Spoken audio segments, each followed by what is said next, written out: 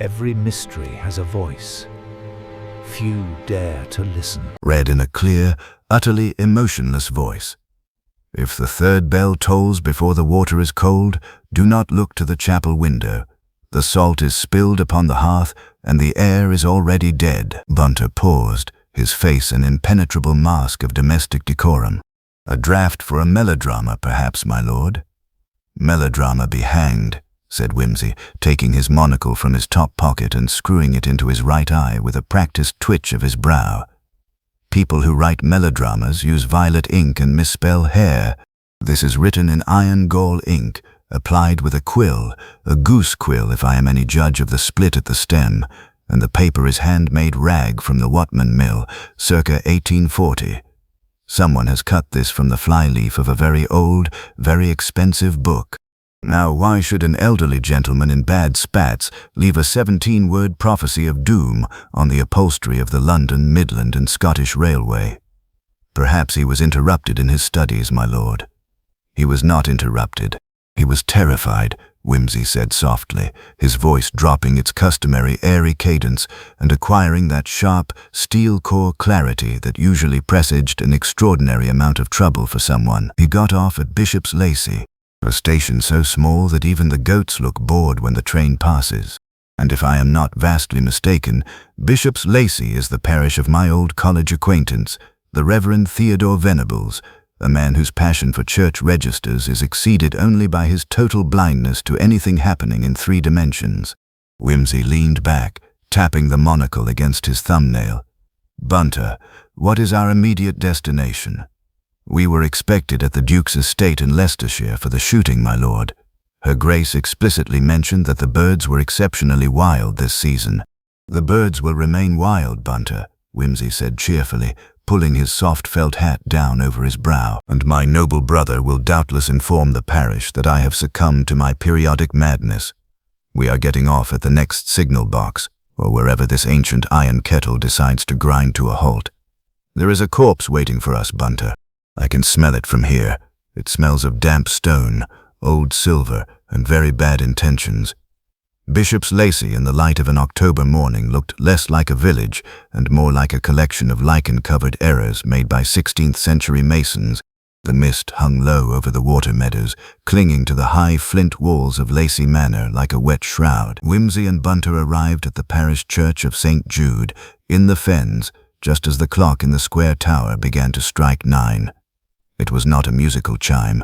It was a dry, hollow clatter that sounded as though the bells were being struck with wooden mallets by a sexton who had been dead for several decades. Inside the porch, kneeling on the cold flagstones with a measuring tape between his teeth, was a middle-aged man in an ink-stained cassock. He looked up, his hair standing on end like the crest of an agitated cockatoo. "My dear Wimsey," the vicar cried, removing the tape and scrambling to his feet with total disregard for his muddy knees. "My dear, dear boy, what an extraordinary piece of fortune, or is it providence? I was just calculating the cubic capacity of the North Aisle for my upcoming monograph on Anglo-Norman vaulting, and I find the piers are out of alignment by a full 2 inches. 2 inches, Wimsey. The implications for the late 12th century builders are simply scandalous." "Devastating," Wimsey agreed solemnly, shaking the vicar's ink-stained hand. "I haven't slept a wink thinking about those 2 inches, Theodore. But tell me, who was the gentleman who took the 8:15 train this morning wearing spats that looked as though they had been chewed by a goat?" The Reverend Theodore's face fell instantly. The enthusiasm for Anglo-Norman masonry vanished, replaced by that particular, pinched look of respectable horror that country clergymen reserve for parish scandals and unpaid tithes. "Ah," said the vicar, looking nervously around the empty nave. "You mean poor Mr. Arbuthnot, or rather, Dr. Arbuthnot. He left very suddenly, didn't he? A most peculiar man, a scholar of Gnostic heresy, I believe. He was staying at the manor with Sir Julian." "Sir Julian Lacey?" Wimsey raised an eyebrow. "The gentleman who spent 40 years in the Levant collecting Persian tiles and a reputation for extreme eccentricity?" "The same," the vicar sighed, "though I fear eccentricity is a somewhat charitable term today. There has been a most distressing business, Wimsey, most distressing. Sir Julian's nephew, young Francis, was found this morning, in the chapel. Dead? Wimsey asked quietly. Worse, said the vicar, lowering his voice to a whisper that echoed hollowly off the stone angels in the roof. He was dead, certainly, but he was, well, the manner of it was most un-English. He was locked inside the family vault beneath the chapel floor. The iron grate was padlocked from the outside. And yet, Wimsey prompted, his eyes bright with a sharp, terrifying curiosity. And yet, the vicar whispered, the key to the padlock was found inside the vault, resting upon the dead man's chest. And the water in the holy stoop at the chapel door, the small stone basin where the old family used to cross themselves, was frozen solid, though the temperature inside the chapel was as mild as a parlor. Wimsey turned the scrap of paper over in his pocket, his fingers feeling the crisp antique fiber of the rag paper. If the third bell tolls before the water is cold. Fascinating, Wimsey murmured, his lips curving into a small, dry smile that had no mirth in it whatever. A classic problem of spatial impossibility, complicated by physical absurdities and a touch of rural superstition. Tell me, Theodore, has anyone called the local constabulary, or are they still attempting to arrest the local blacksmith for drunkenness? Inspector Smedley is already at the house, the vicar admitted, looking thoroughly miserable. He is currently of the opinion that young Francis locked himself in by accident while looking for the family emeralds, dropped the key onto his own chest, and died of sheer fright. A triumph of rural logic, Wimsey said, taking his cane and tucking it under his arm. Bunter, collect the bags from the station master and see if you can find a bootjack. I have a feeling we are about to tread on a great deal of very soft, very ancient mud. Lacey Manor sat among its yews like a sullen old dog refusing to move from the hearth. It was a sprawling, ill-conceived house, part Tudor timber, part restoration brick, with a Victorian wing added by some ancestor who had evidently suffered from a severe mental affliction involving Gothic gables and cast-iron gargoyles. In the great hall, standing before a fireplace large enough to roast a sheep, was Inspector Smedley.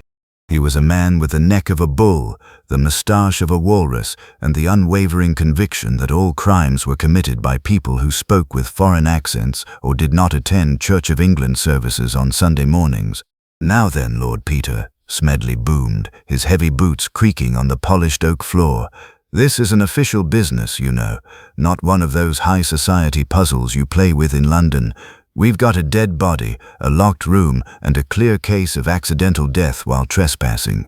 My dear Inspector, Wimsey said, leaning gracefully against an oak sideboard and eyeing a silver punch bowl with mild interest.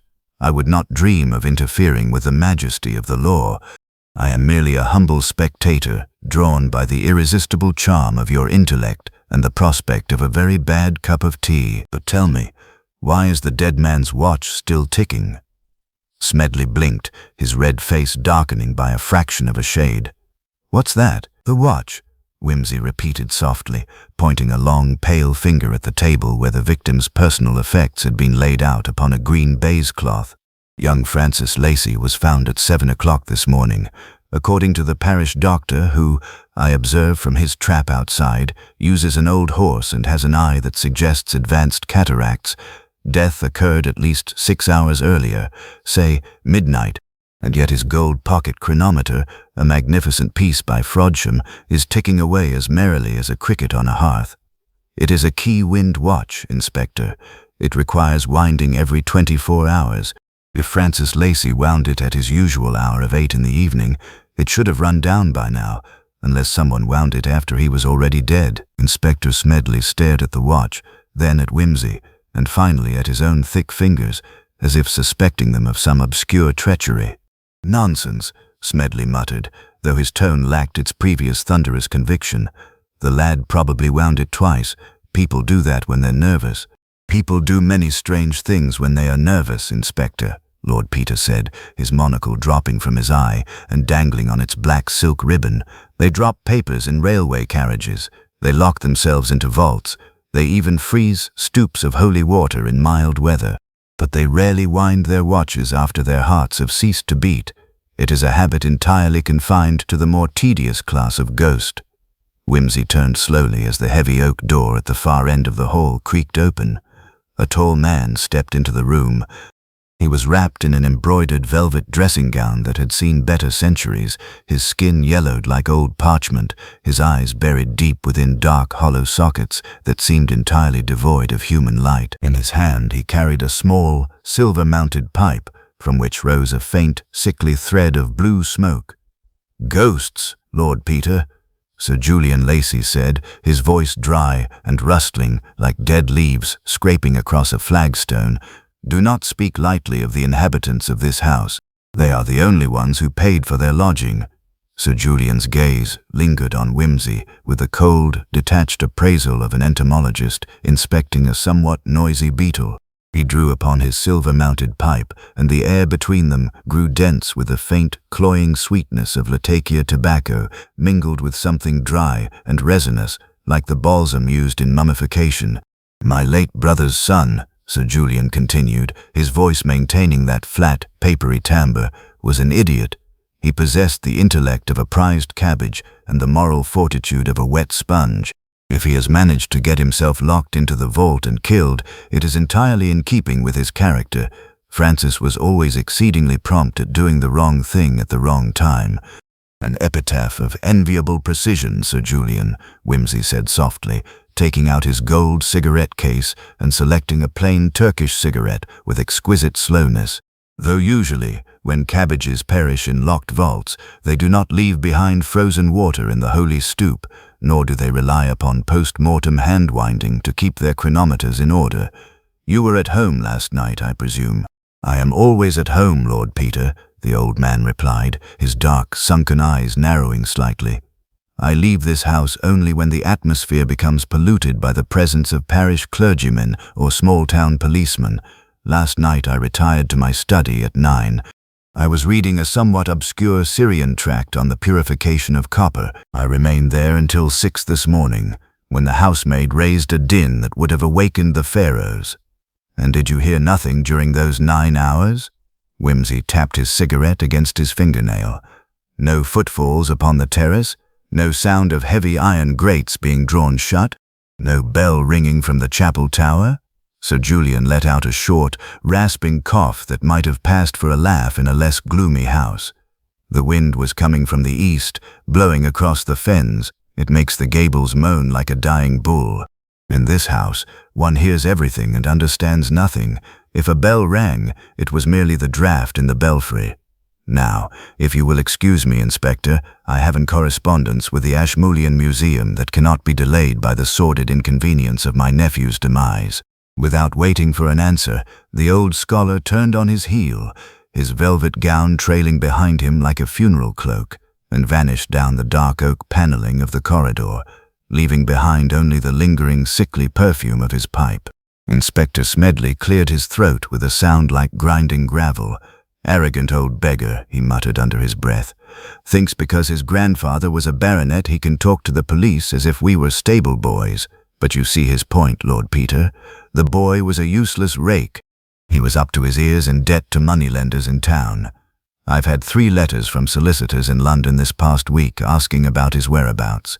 He came down here to beg his uncle for cash. Sir Julian refused him, and the boy went off to sulk in the chapel, and chose to sulk inside a iron-bound chest beneath 4 feet of limestone," Wimsey observed gently.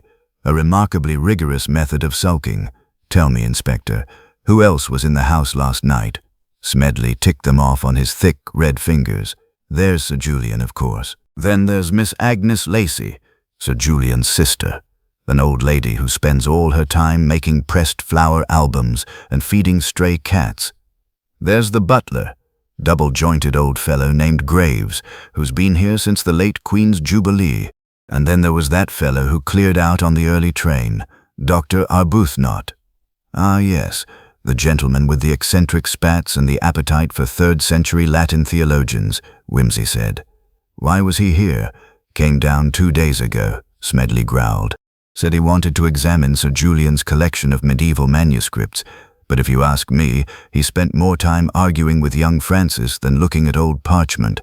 Graves says he heard them shouting in the library on Tuesday night. Something about a paper, a deed or a will or some such nonsense." Fascinating, Wimsey murmured, walking slowly toward the high-lidded window that overlooked the courtyard. Outside, the mist was beginning to lift slightly, revealing the square, squat outline of the family chapel resting among the overgrown yews. A scholar who drops apocalyptic prophecies in railway carriages, an uncle who reads Syrian alchemy at 3 in the morning, an aunt with pressed flowers, and an impetuous heir whose watch keeps better time dead than alive. It is a positively Victorian tableau. Shall we go and inspect the scene of the catastrophe, Inspector? Smedley shrugged his broad shoulders, clearly feeling that the chapel was an unnecessary distraction from his straightforward theory of accidental suffocation, but he produced a large brass key from his coat pocket and led the way out through the side entrance. The air outside was crisp, smelling of wet earth, rotting leaves, and the sharp salt tang of the distant fens. The path to the chapel was paved with broad, irregular flagstones, slick with moss. Wimsey walked with his head down, his long nose practically sniffing the ground, his silver-topped cane poking delicately at the damp soil along the borders. "Notice anything peculiar about the gravel, Inspector?"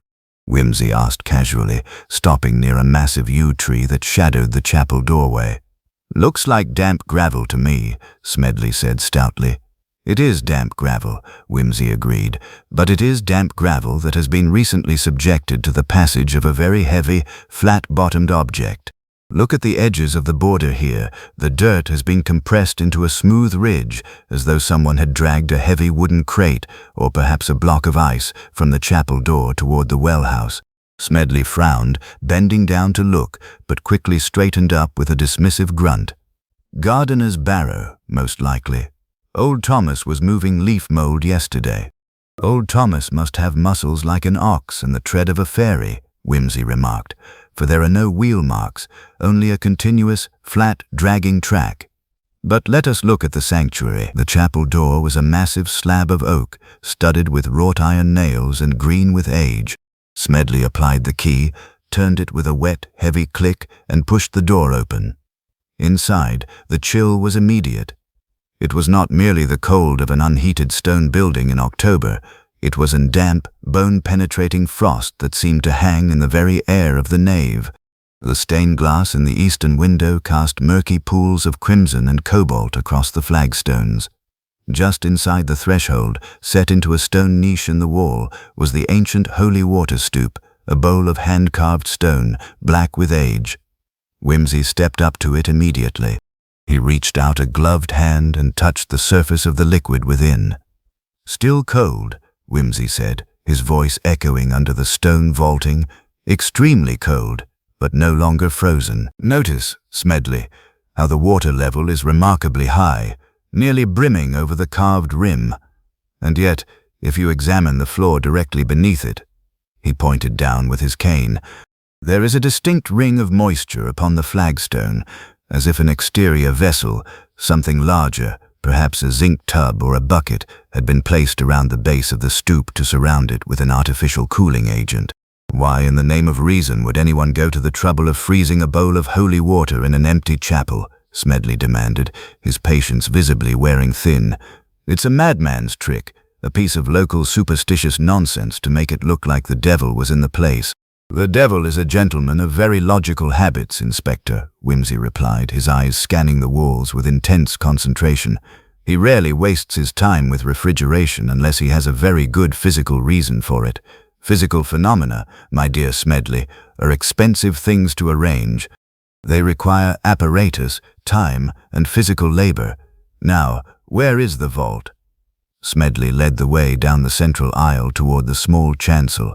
To the right of the altar, a flight of 6 stone steps descended into the darkness beneath the floor. At the bottom of the steps stood an iron-grated door, reinforced with thick crossbars. It stood slightly ajar now, but a heavy steel padlock lay upon a marble slab nearby, its shackle open. Wimsey descended the steps carefully, taking a small electric torch from his pocket and shining its beam through the bars into the interior of the vault. The vault was small, lined with stone niches containing the leaden coffins of generations of Lacys. In the center of the flagstone floor, where the beam of Wimsey's torch settled, lay a pale, dark-haired young man in a heavy tweed overcoat. His face was fixed in a look of profound, startled horror, his hands clenched tightly into fists at his sides. "He hasn't been touched," Smedley said from the top of the stairs, except that the doctor rolled him over to confirm he wasn't breathing. "No signs of violence, Lord Peter. No blood, no marks on his throat. The door was locked from the outside. We found the padlock snapped shut through the iron staples. And as the vicar told you, the key was laying right there on his breast, inside his buttoned coat." Wimsey knelt beside the body, the bright beam of his torch tracing the contours of the stone floor. "No marks on his throat, true," Wimsey murmured. "But look at his lips, Smedley. Look at his fingernails. They are blue, a deep, dark, cyanotic blue. He did not die of fright, nor did he die of simple lack of oxygen, for this vault is not airtight. There are ventilation slits near the ceiling that open into the churchyard."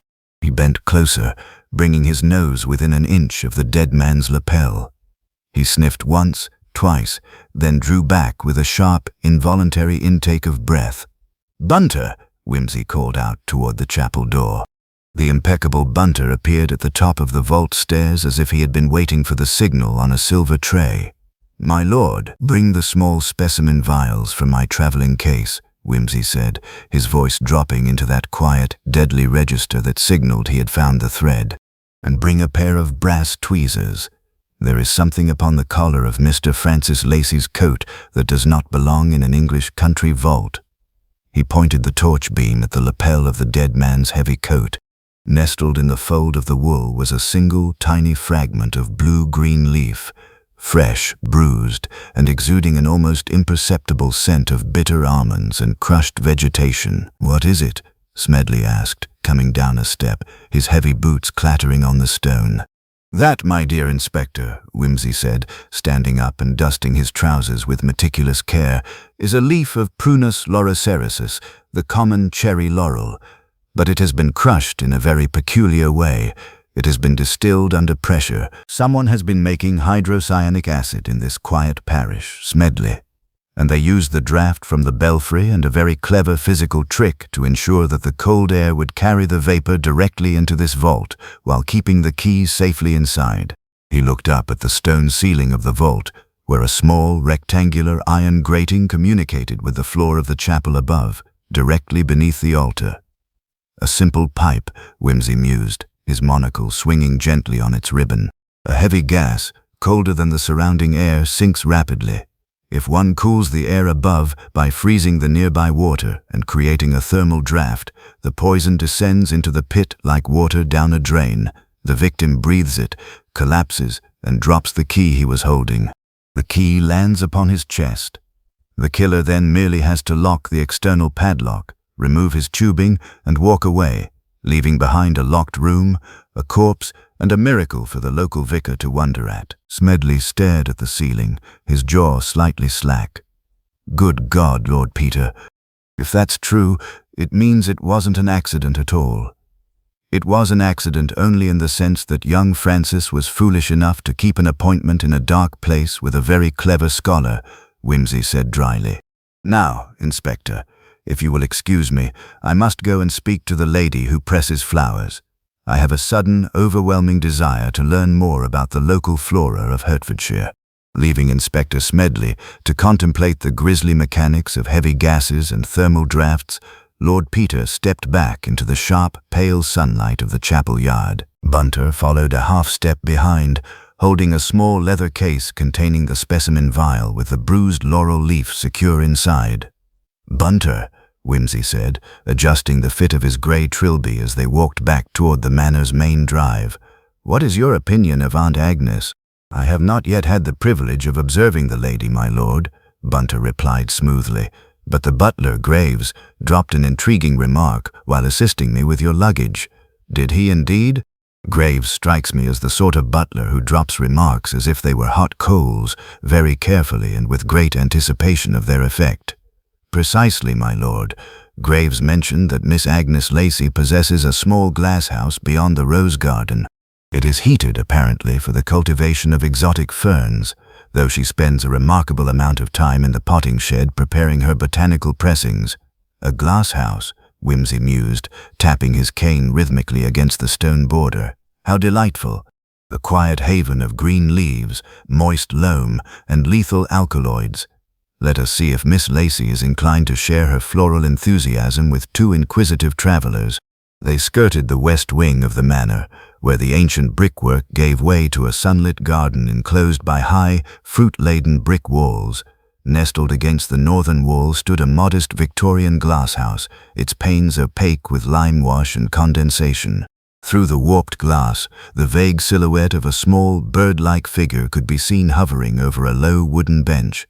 Wimsey opened the door, prompting a small brass bell above the frame to give a high, cheerful chime.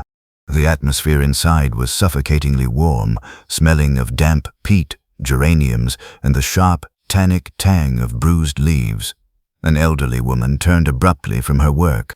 She was small, wrapped in a faded lavender shawl despite the heat, with hair like spun glass pulled into a tight knot atop her head. In her gloved right hand she held a pair of heavy brass pruning shears, and on the bench before her lay several carefully arranged specimens of dried ferns and pressed leaves. "Oh," she said, her voice thin and fluttering like a sparrow in a chimney. I did not hear anyone coming down the path. You must be Lord Peter Wimsey. Theodore, the vicar, mentioned you might drop in. He said you were interested in church architecture, or was it rare books?" "A bit of both, Miss Lacey," Wimsey said, removing his hat with an immaculate flourish and offering her a charmingly innocent smile. "And a great admirer of floral preservation. My mother, the Dowager Duchess, used to press sweet-scented verbena in her Bibles, though I fear her methods were somewhat crude compared to professional standards." Miss Agnes's faded blue eyes lit up with a fragile, eager pleasure. "Oh, the Duchess! How fascinating! But one must be so precise, Lord Peter. Precision is everything. If the pressure is applied unevenly, the cellular structure collapses, and the color fades to a gary brown. Look here," she gestured with her shears toward a heavy oak screw press resting at the end of the bench. "I press my specimens between sheets of heavy blotting paper, weighted with lead plates. It takes weeks, but the result, well, the color is preserved forever." Wimsey stepped closer, his keen eyes darting over the clutter of the workbench. Beside the press lay several small pots, a stack of glass plates, and a brass mortar and pestle that showed faint, damp residues around its inner rim. On the wall behind the bench, a neat row of labeled tin boxes held dried herbs, digitalis, belladonna, and aconitum. "A most impressive apothecary, Miss Lacey," Wimsey observed casually, resting his hand near the brass press, "though I notice your collection includes several species known more for their potency than their beauty." Miss Agnes gave a small, airy laugh that sounded completely devoid of guile. "Oh, those! Julian insists on keeping them. He studies ancient Syrian remedies, you know. He often asks me to prepare crushed extracts for his experiments. He says modern medicine has forgotten the wisdom of the ancients. And did Sir Julian ask for a crushed extract recently?" Wimsey asked softly, his monocle fixed on her face. "Perhaps yesterday evening." A subtle shift passed over Miss Agnes's delicate features, a sudden sharp rigidity in her shoulders, quickly masked by a nervous flutter of her gloved fingers. "Julian is always asking for things," she said, her voice dropping a fraction in pitch. "He is very demanding. And poor Francis was so unkind to him. They had a dreadful quarrel yesterday afternoon in the library. Francis wanted money, of course. He was so desperate, Lord Peter. He said if Julian did not give him £500 by midnight, he would reveal, well, he said he would reveal something about the family estate that would ruin us all." "Ruin the family?" Wimsey repeated softly. "In what way?" "Francis said the estate did not belong to Julian at all," she whispered, looking nervously toward the glass-house door as if expecting her brother to materialize from the mist. "He claimed to have found a paper, a second will, or a marriage certificate hidden inside an old volume in Dr. Arbuthnot's collection.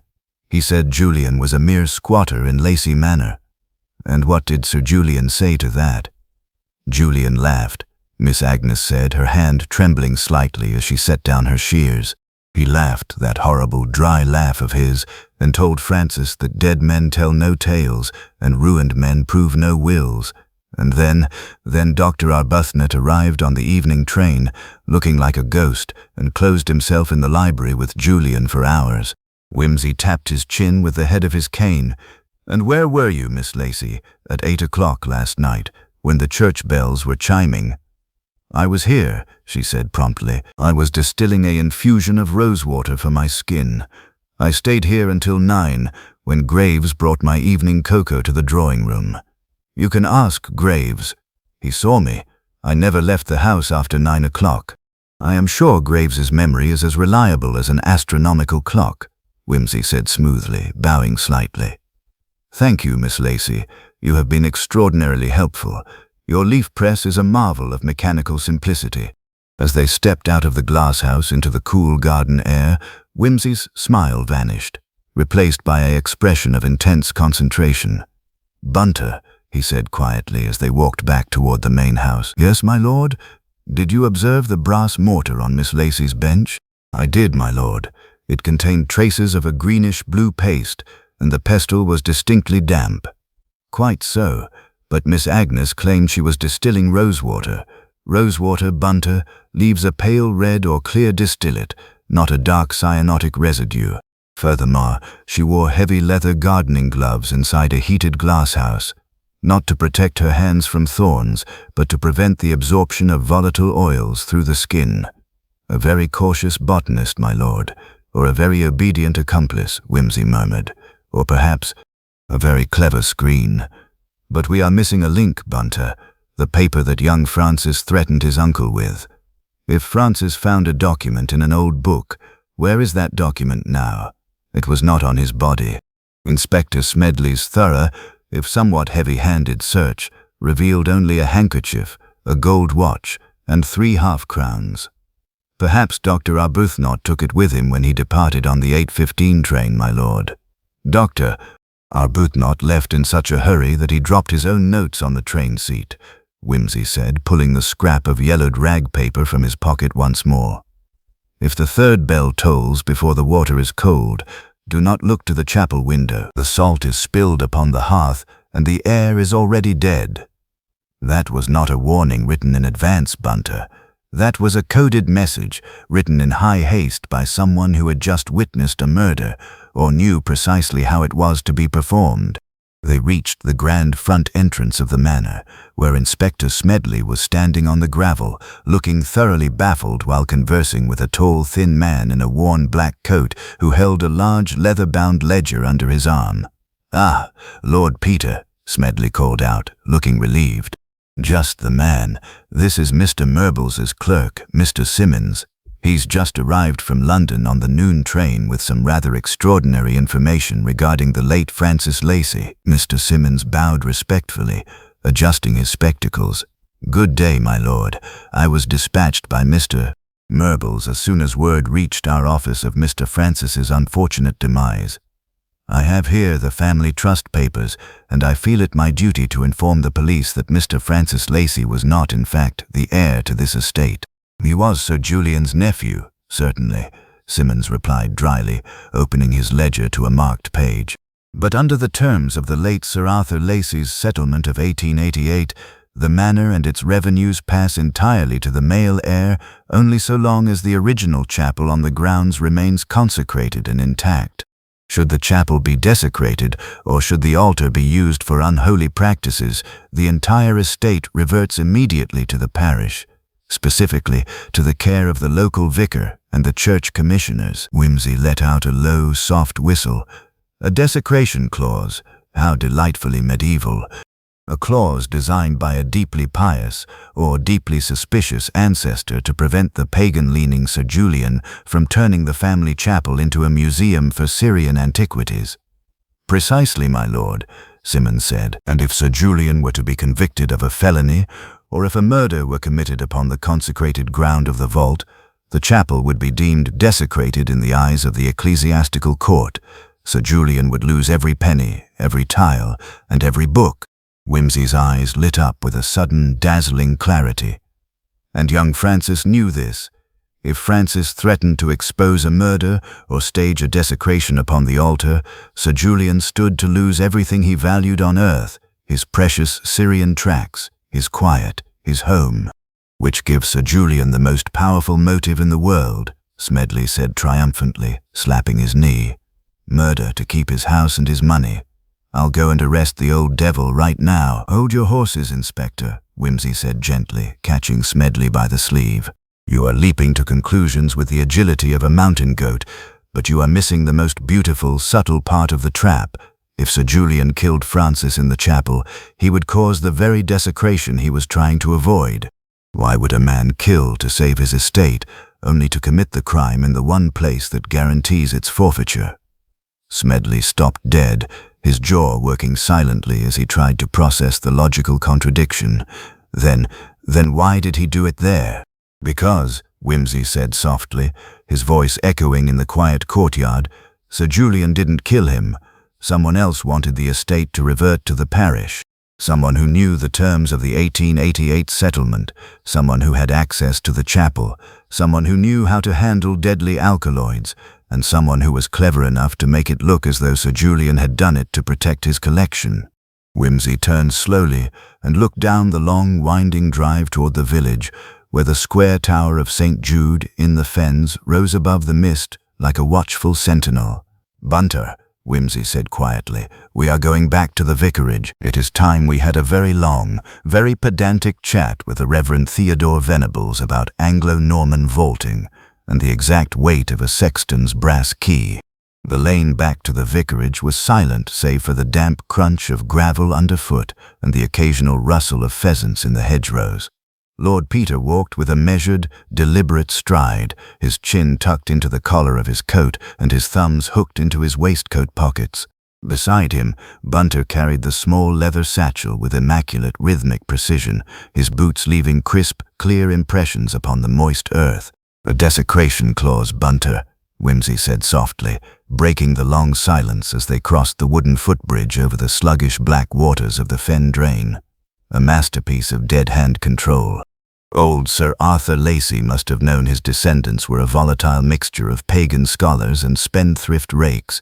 He chained the estate to the altar rails. A very effective leash, my lord," Bunter remarked, "provided the dog does not discover that biting through the chain starves the master." "Precisely. If Sir Julian kills Francis in the chapel, Sir Julian loses the estate under the settlement of 1888. If Francis dies of natural causes in the chapel, Sir Julian keeps it. Therefore, if Sir Julian were the perpetrator, he would have taken extraordinary pains to make Francis die anywhere else, in his bed, in the garden, or on the road to London. To commit the murder inside the vault upon consecrated ground is an act of financial suicide for Sir Julian. But for someone else, for someone who benefits from the reversion to the parish, my lord, or for someone whose entire life and vocation are tied to the church," Wimsey murmured, his eyes narrowing as the square, stone tower of St. Jude in the fens rose above the damp elms ahead. "Consider our gentle vicar, Theodore, a man obsessed with church registers, 16th-century parish boundaries, and late Norman vaulting. A man whose parish income has been pinched to the threadbare margin by Sir Julian's total refusal to contribute a single copper to the church fabric." "Did you notice the vicar's cassock, Bunter?" "I did, my lord. The hem was frayed, and there were distinct traces of iron gall ink upon the right cuff, a somewhat unusual detail for a clergyman who claims to have been measuring vaulting piers with a cloth tape." "Iron gall ink," Wimsey repeated, his voice barely audible above the whisper of the autumn breeze through the reeds. "The very ink used on the scrap of paper left by our tapir-faced friend on the 8:15 train. But let us not jump to beatitudes before we have checked the congregation. We must examine the vicar's sanctuary before we accuse him of pulling the bell rope." The vicarage was a rambling, draughty Tudor house of dark oak timbers and sagging plasters, set behind an overgrown lawn where a solitary, half-starved goat was tethered to a stone urn. The front door stood ajar, swinging gently on rust-eaten hinges with a small, dry creak that echoed through the stone hall inside. Wimsey did not knock. He stepped across the threshold with the noiseless agility of a cat, signaling Bunter to remain by the doorway. The hall smelled strongly of cold tea, damp wool, and old calfskin bindings. To the left, the door to the vicar's study stood slightly open. Wimsey pushed it back an inch with the silver ferrule of his cane and peered inside. The Reverend Theodore Venables was not in his study. The room was empty, illuminated only by the dull grey light filtering through a leaded window choked with ivy. A coal fire had burned down to a pile of grey ash in the grate, leaving behind a faint, acrid chill. Wimsey stepped into the room, his monocle fixed firmly in his right eye, his gaze sweeping the cluttered desk with practiced, lightning rapidity. Spread across the blotter were dozens of sheets of heavy cream paper, the exact same Watman rag paper, watermarked 1840, that Wimsey had salvaged from the train compartment.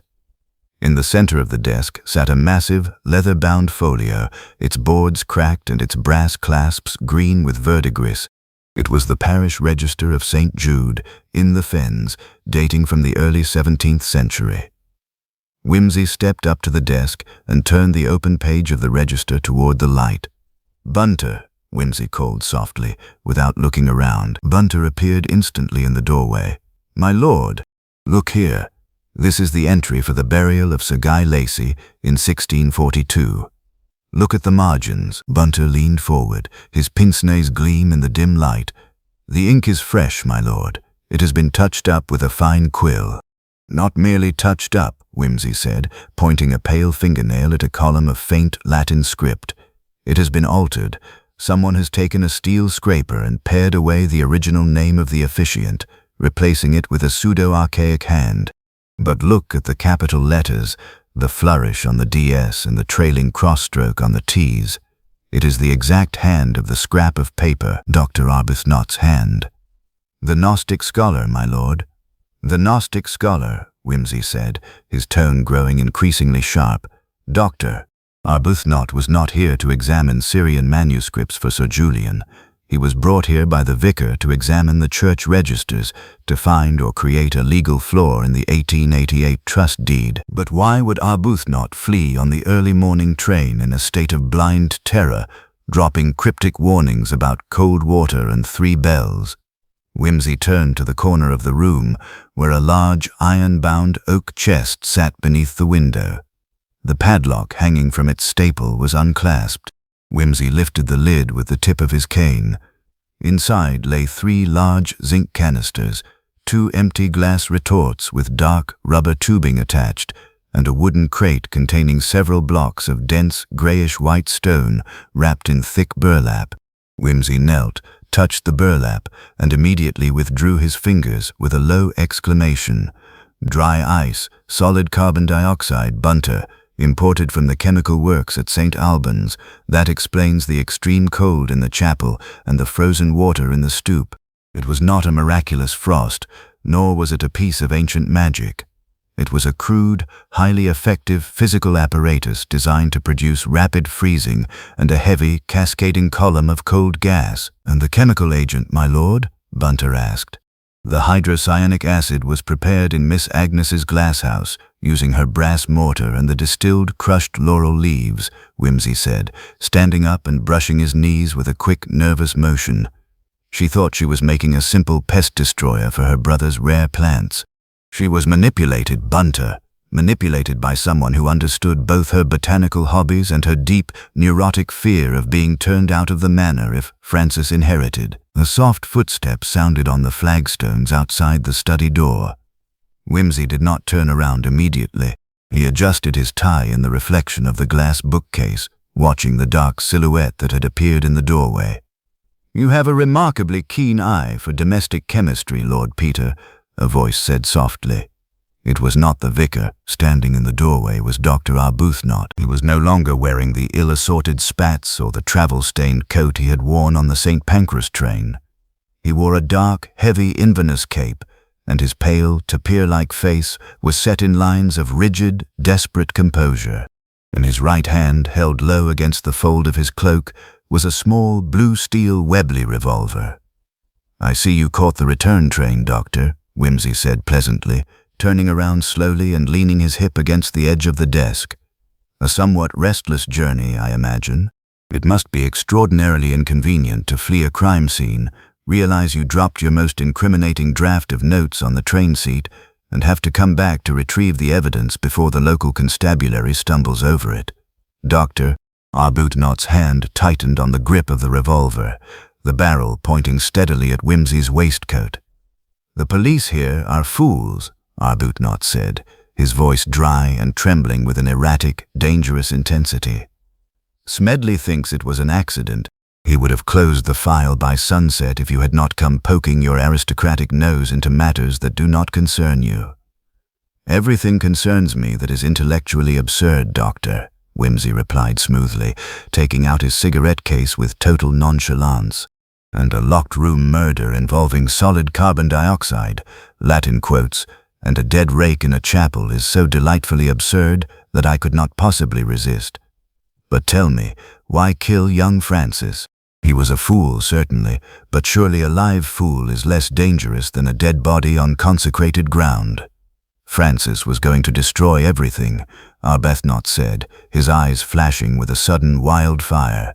"He found the original draft of the 1888 deed in Sir Julian's library. He realized that if the parish proved the chapel had been used for non-Christian rites, the entire estate, including Sir Julian's incomparable library of ancient texts, would be handed over to the church commissioners to be sold at public auction. Francis was going to sell the collection to a dealer in New York to pay his racing debts. And so you and the vicar decided to save the library by sacrificing the heir," Wimsey said, his voice dropping into a cold, logical cadence. "A noble literary crusade, Doctor. You used Miss Agnes's laurel extract, loaded the carbon dioxide into the belfry duct above the vault, and enticed Francis down into the crypt under the pretext of showing him the disputed 1642 entry in the register. Francis came willingly," Arbuthnot spat. "He thought he was going to blackmail us. We locked him in from the outside. The gas did the rest in less than 3 minutes. The key was dropped through the iron ceiling grate onto his chest to make it look like an impossible supernatural trick, a warning from the dead Lacys." "A very pretty scheme," Wimsey admitted, taking a long drag from his cigarette and letting the white smoke curl slowly upward toward the dark beams. "Except for one minor detail." Arbuthnot's eyes flickered with a sudden, sharp doubt. "What detail?" "You forgot the sexton," Wimsey said softly. "The sexton who winds the church clock every Thursday morning at 8 o'clock. When you set your chemical apparatus in the belfry last night, you left something behind on the bell deck, Doctor. Something that belongs entirely to you." Arbuthnot's face paled to the color of wet chalk. "Nonsense. I left nothing." "You left your second pair of spats," Wimsey lied smoothly, his monocle catching the dull light of the window like a silver shield.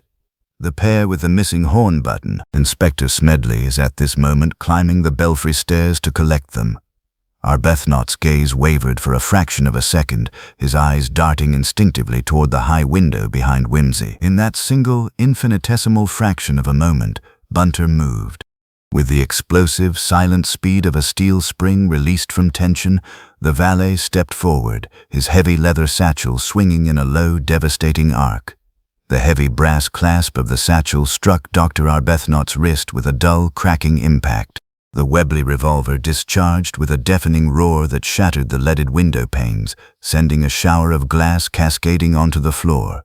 The bullet buried itself deep into the oak paneling of the bookcase, right through the leather spine of a 3rd-century volume of Tertullian. Before the smoke could clear, Wimsey had stepped inside Arbuthnot's guard, his long fingers locking onto the scholar's collar with a grip of iron, twisting the man around and forcing him down against the edge of the oak desk among the altered parish registers and the Watman paper. "Bunter," Wimsey said mildly, his voice entirely unruffled as he held the struggling scholar fast, "be so good as to pick up that revolver, and then, if you would be so kind, run down to the gate and inform Inspector Smedley that the second scholar has finished his recitations." "With the greatest of pleasure, my lord," Bunter replied, dusting his sleeve with meticulous care before bending down to pick up the blue steel weapon from the floor. "Doctor." Arbuthnot's struggle was short-lived, subsiding into a wretched, chest-heaving rattle as Wimsey maintained his decisive grip upon the scholar's velvet-trimmed collar. The smell of burnt cordite hung thick in the study, mingling grotesquely with the stale odor of old leather and damp paper. The shattered glass of the leaded window let in a sharp draught of fen mist that made the single candle on the desk gutter and spit. "Keep still, Doctor," Wimsey advised with mild severity, easing the man down into the heavy mahogany desk chair. A scholar of 3rd century Latin should know that violence is notoriously ungrammatical. Besides, you are tearing your neckcloth, and Bunter has a low opinion of crumpled linen. "You insufferable aristocratic meddler," Arbuthnot hissed, his narrow face contorted with a mixture of venom and mounting panic. "You know nothing. You see a few scraps of paper and a chemical jar, and think you have unraveled the universe. You understand nothing of what was at stake." "I understand that a young man is dead in a stone cellar," Wimsey replied, stepping back and brushing his hands together delicately, "and that he died because he had the misfortune to stumble upon a conspiracy of pedants. A fascinating murder, Doctor, but spiritually squalid. You killed him not for gold, nor for passion, but to preserve a collection of dusty Syrian scrolls that nobody reads except 3 madmen in Oxford and an eccentric baronet in Hertfordshire."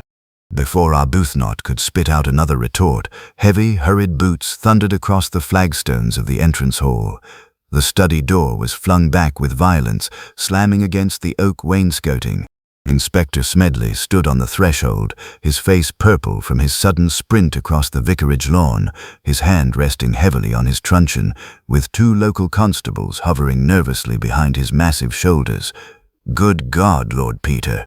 Smedley gasped, his walrus moustache twitching wildly as his eyes took in the shattered window, the smell of gunpowder, and Bunter standing smartly by the desk with the blue steel Webley cradled upon a linen handkerchief. "We heard a shot clear across the churchyard. What in the name of the King's peace is going on here?" "A minor academic dispute, Inspector," Wimsey said cheerfully, waving his hand toward the slumped figure in the chair. "Doctor," Arbuthnot was attempting to demonstrate the lethal properties of small arms fire, but Bunter's satchel proved to have the stronger dialectic. "You may arrest this gentleman for the murder of Francis Lacey, as well as for an unprovoked assault upon the British railway system and my personal peace of mind." Smedley stared, his mouth opening and closing like that of a stranded carp. "Arbuthnot, but what about Sir Julian? What about the desecration clause in the 1888 deed?" "Sir Julian is entirely innocent, save for the crime of being a colossal bore," Wimsey explained, dropping into the vicar's armchair and crossing his long legs. "It was Dr. Arbuthnot, acting in concert with our missing vicar, who rigged the chapel vault. They used dry ice to create a thermal downdraught, introduced hydrocyanic acid distilled from Miss Agnes's laurel leaves, and dropped the key through the iron floor grate to construct a fake supernatural miracle. They intended for the death to look like a divine judgment, thereby triggering the forfeiture of the estate to the parish, where they could control the library without young Francis selling it off to American collectors." Smedley's brow furrowed in intense, painful calculation. "And the vicar? Where is Theodore Venables?" "A most pertinent question," Wimsey said, his tone dropping its light irony and acquiring a sharp, watchful edge. "When Bunter and I arrived, the vicarage door was standing open, the fire was dying, and the parish registers were left exposed upon the blotter. Theodore Venables is not a man to leave his beloved 1642 burial records unattended, unless he was either interrupted or summoned away in extreme haste." Wimsey stood up suddenly, his monocle swinging on its silk cord as he walked to the desk. He picked up the heavy brass inkstand and examined the wood beneath it. A small, square slip of paper lay flattened under the heavy base. "Look here, Smedley," Wimsey said, drawing the slip out with his pocket tweezers. A note, written in a hurried, trembling hand, not in iron gall ink this time, but in common lead pencil. He read it aloud, his voice echoing clearly through the quiet room. "Theodore, Julian knows about the register. He has taken the iron key to the deep well behind the north wall. Come at once before he burns the original chart." Smedley swore under his breath. "Sir Julian, then he was in it?" "No," Wimsey said softly, his eyes narrowing as he studied the sharp, jagged handwriting. "Sir Julian did not write this. Look at the pressure on the paper, Smedley." This was written by a woman whose fingers were stiffened by age or work, or perhaps by long hours spent wielding heavy brass pruning shears in a heated glasshouse. "Miss Agnes," Smedley ejaculated. "The quiet sister," Wimsey murmured, his gaze turning back toward the high window that looked out across the misty fens. "The lady who presses dried ferns and distills rosewater." She realized that Arbuthnot's clumsy scheme had collapsed the moment she saw us examining her glasshouse. She knew the police would soon trace the laurel extract to her mortar, and so she played her final card. She lured the vicar out to the deep well.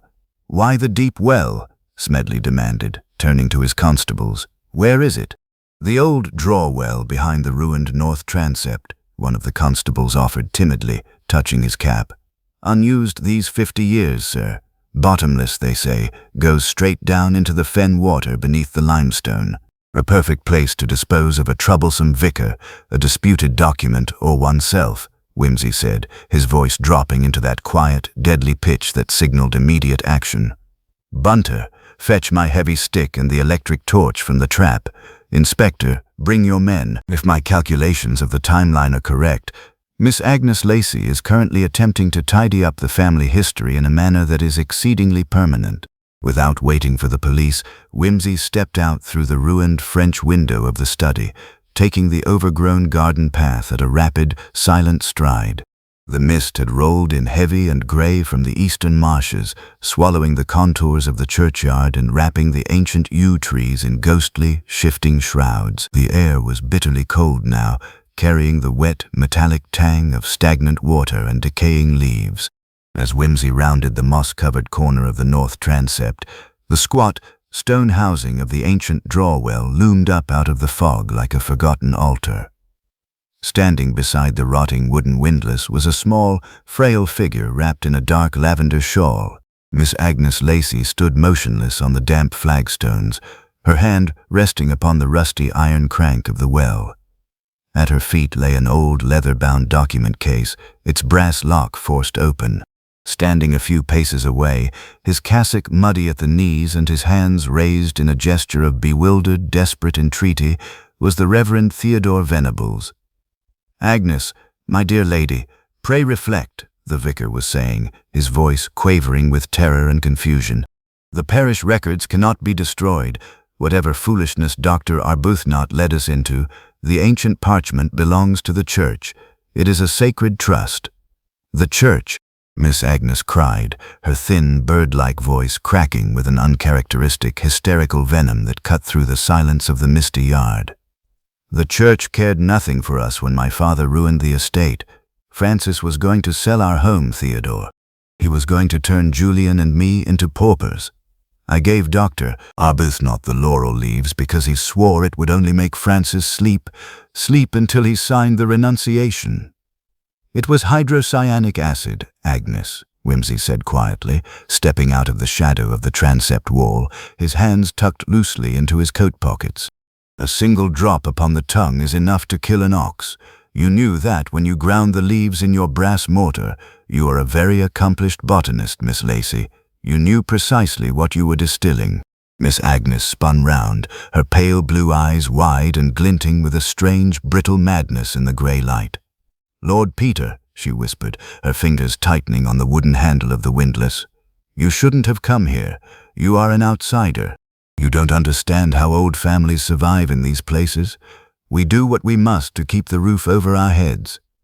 "At the cost of your nephew's life, and now your vicar's?" Wimsey asked, taking a slow, deliberate step forward, his eyes fixed on her hands.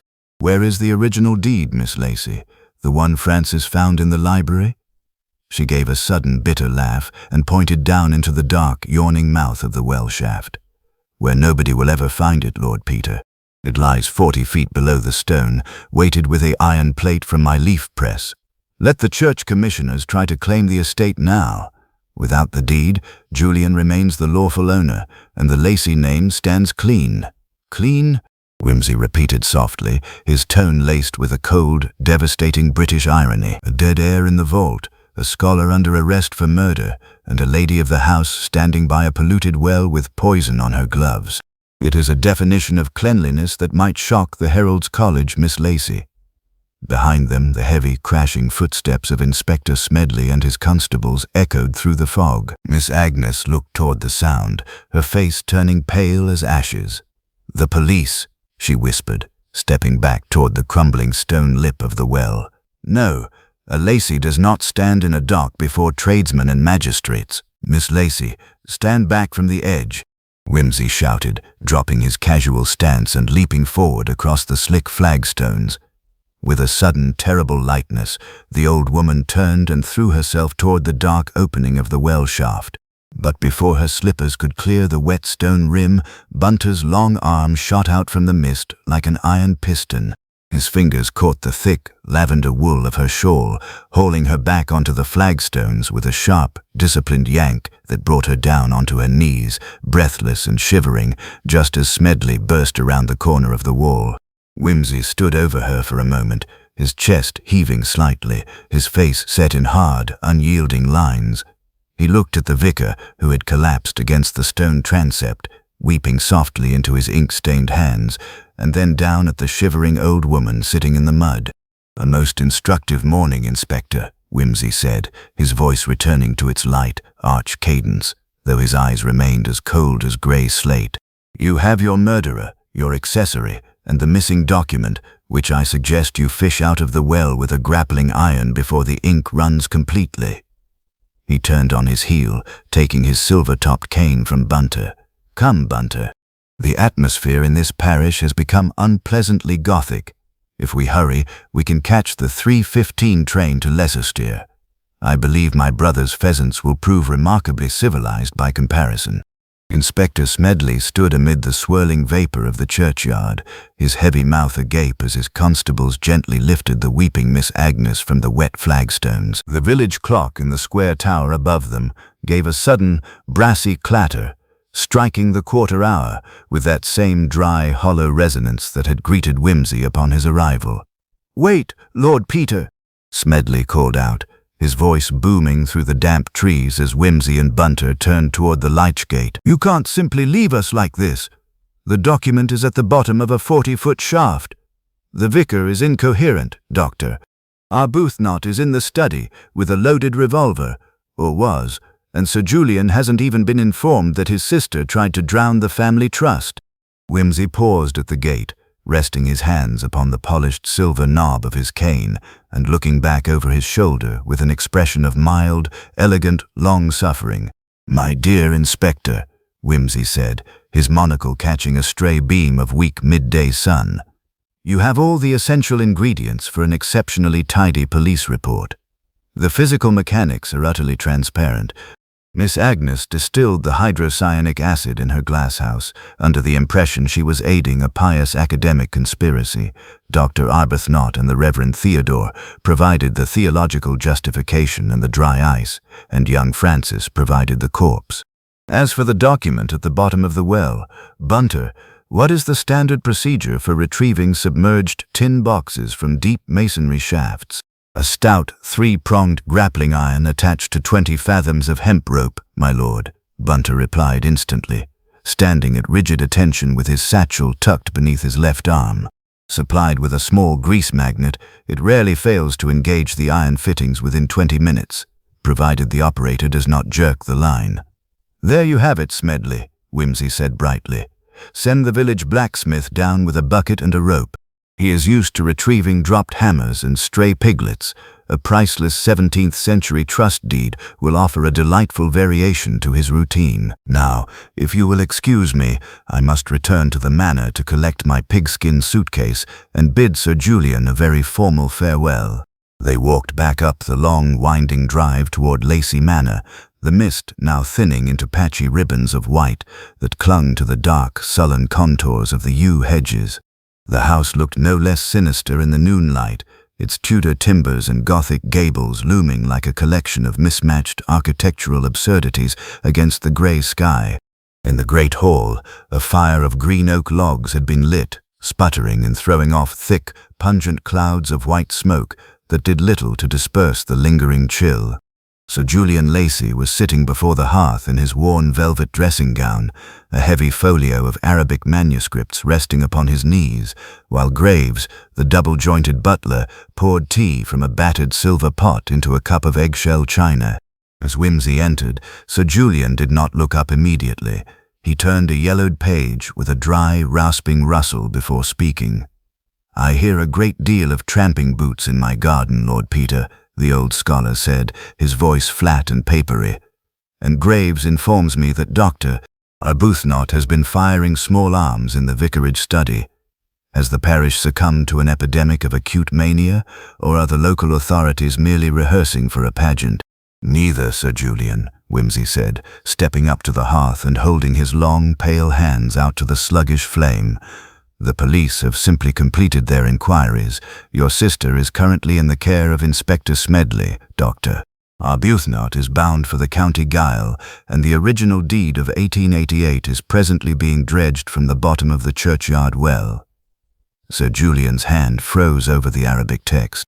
For the first time, a flicker of genuine human emotion, a sharp, cold flash of calculating intellect, glinted within the deep, dark hollows of his eye sockets.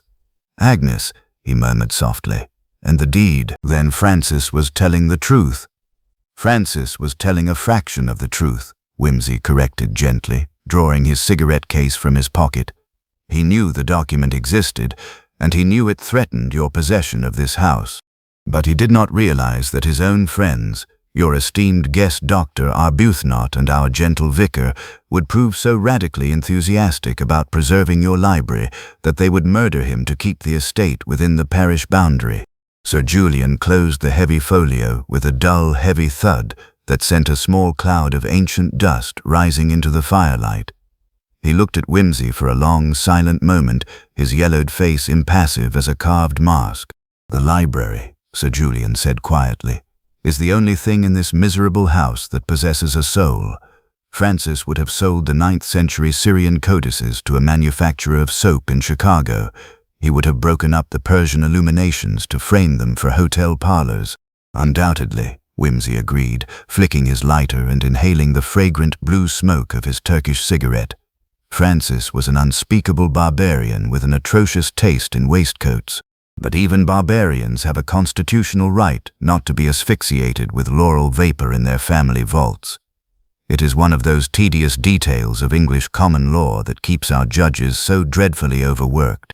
Sir Julian leaned back in his tall chair, his dark eyes fixed upon the flickering oak logs. "And what happens now, Lord Peter? Under the settlement of 1888, if the chapel is desecrated by a felony, the estate reverts to the church commissioners. I shall be turned out, I presume. A squatter among my own tiles?" "That," Wimsey said, taking his monocle from his pocket and polishing it thoughtfully upon his silk handkerchief, "depends entirely upon the legal acumen of Mr. Murbles, my solicitor. You see, Sir Julian, Dr. Arbuthnot and the vicar committed the crime explicitly to prevent the estate from leaving your hands and passing to Francis. But in doing so, they performed the act upon consecrated ground.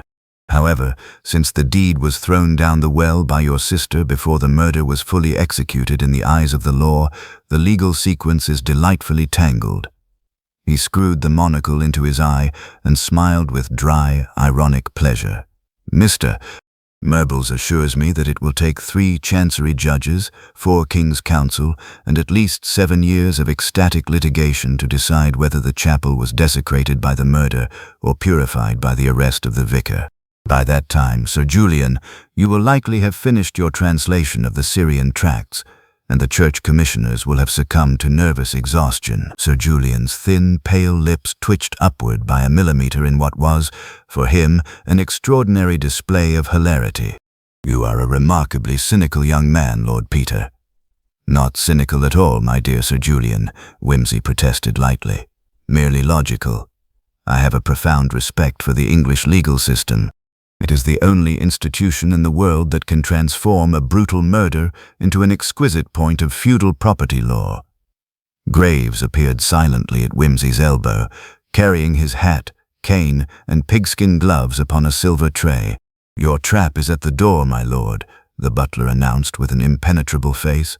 Bunter has already secured the luggage, and the station master at Bishop's Lacey reports that the 3:15 express is running precisely 4 minutes late. A triumph of British railway efficiency, Wimsey said, taking his hat and stepping back from the hearth. Farewell, Sir Julian. If I may offer a word of advice, fire your next house guests before they begin studying chemistry. And do, for heaven's sake, have the locks on the family vault replaced with something less dramatic. Sir Julian gave a short, dry nod, already turning his gaze back toward the Arabic manuscript on his knees. Good day, Lord Peter, and thank you for leaving the library intact. Outside, the air was crisp and clear, the morning mist having finally dissolved before a brisk autumn wind blowing off the fens. The open dog-cart sat waiting on the gravel drive, the horse stamping its hooves nervously while Bunter sat upright in the rear seat, looking as composed as if he were attending a royal garden party at Buckingham Palace. Wimsey climbed into the front seat, took the reins from the groom, and turned the horse's head down the long drive toward the village. As they passed the high brick wall of the garden, he caught a glimpse of the Victorian glasshouse, its whitewashed panes gleaming cold and empty in the afternoon light. Bunter, Wimsey said, letting the horse break into a brisk, rhythmic trot. My lord, what did you do with the specimen vial containing the bruised laurel leaf? I handed it directly to Inspector Smedley, my lord, Bunter replied smoothly, along with a detailed memorandum regarding the boiling point of hydrocyanic acid and the specific gravity of carbon dioxide gas. Extremely proper, Wimsey murmured, pulling his collar up against the sharp wind. Smedley will include it in his report, the prosecution will read it with immense satisfaction, and the jury will be thoroughly bewildered by the chemistry. It is the classic fate of all scientific evidence in a provincial court. They reached the small, quiet platform of Bishop's Lacey station just as the distant whistle of the 3:15 express echoed across the flat water meadows. The station master, looking vastly relieved that the aristocratic investigator was departing without accusing him of any railway irregularities, rushed forward to open the gate. As the heavy locomotive rumbled to a halt alongside the platform, belching clouds of white steam into the clear October air, Wimsey stepped into the first-class compartment and settled back against the dark blue cushions. Bunter stowed the pigskin suitcase in the overhead rack, arranged the rug over Wimsey's knees, and produced from his pocket a pristine, freshly folded copy of the evening paper. The news from London, my lord, Bunter said, presenting it on a small tray. Wimsey took the paper, but he did not open it immediately. He looked out the window as the train began to pull slowly away from the platform, watching the square, squat tower of St. Jude in the fens recede into the blue distance of the marshes.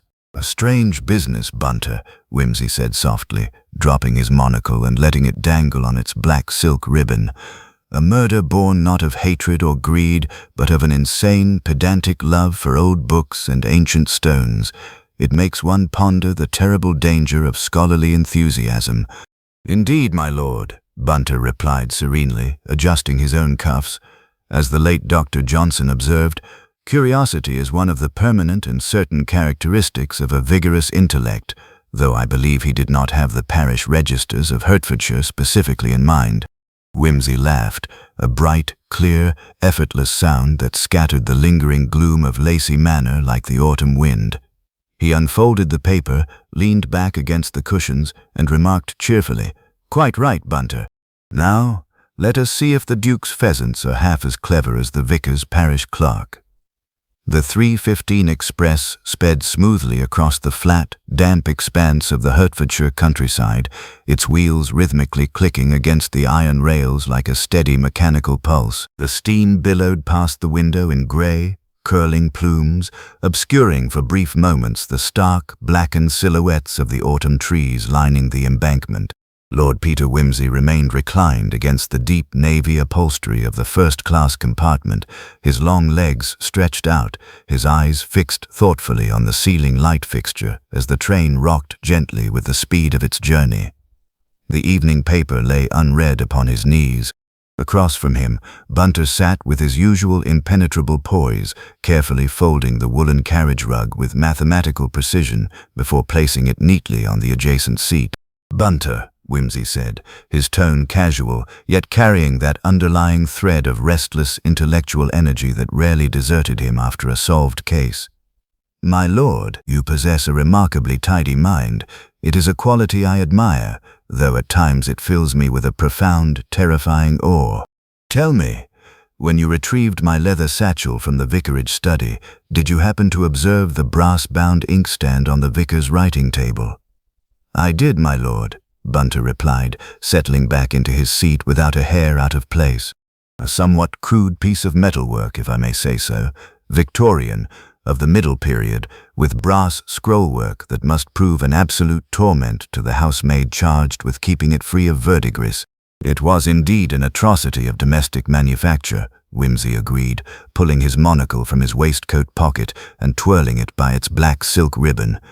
"But it was not the scrollwork that caught my eye, Bunter.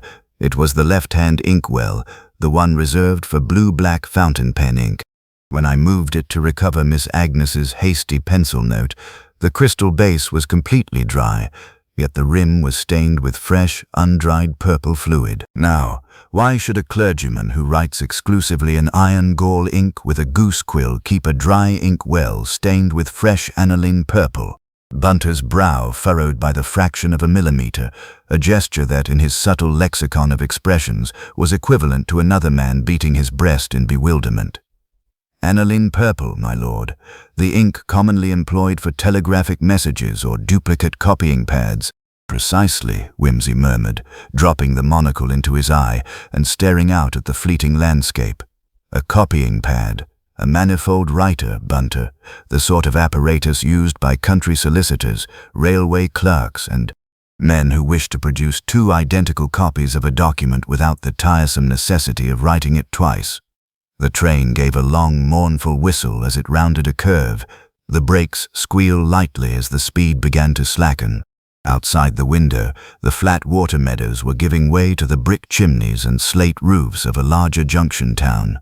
The signal gantries loomed up out of the afternoon gloom, their mechanical arms dropping with a heavy metallic clatter to indicate a clear track ahead. Wimsey sat up abruptly, his lazy posture vanishing in an instant.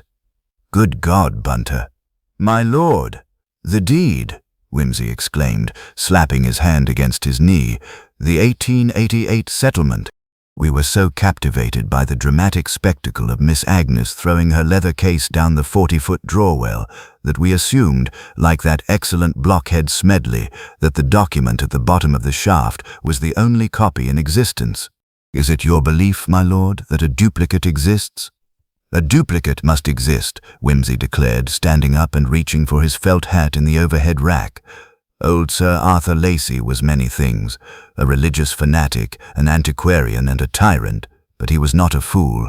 He knew his family. He knew that a single parchment kept in a damp country house might be burned by a careless butler, chewed by rats, or stolen by an unscrupulous heir. A man who drafts a desecration clause of such meticulous, terrifying severity would never entrust his entire testamentary design to a single sheet of skin. The train groaned to a complete standstill alongside the long, damp platform of Hitchin Junction. Porters were shouting, steam was hissed from the undercarriage, and the heavy wooden doors of the third-class carriages were slamming open with sharp, splintering thuds. Wimsey opened the compartment door before the train had even ceased its motion. "Out, Bunter! We are alighting here." "And the Leicestershire pheasants, my lord?" Bunter inquired, stepping onto the wooden platform with the pigskin luggage in hand, his face registering not the slightest surprise at this sudden change of itinerary.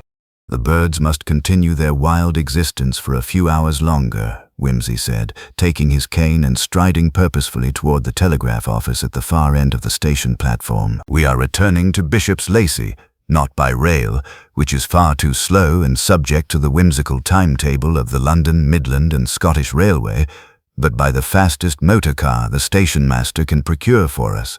"I shall ascertain if a private automobile is available for hire, my lord," Bunter said, moving toward the station exit with silent, efficient speed.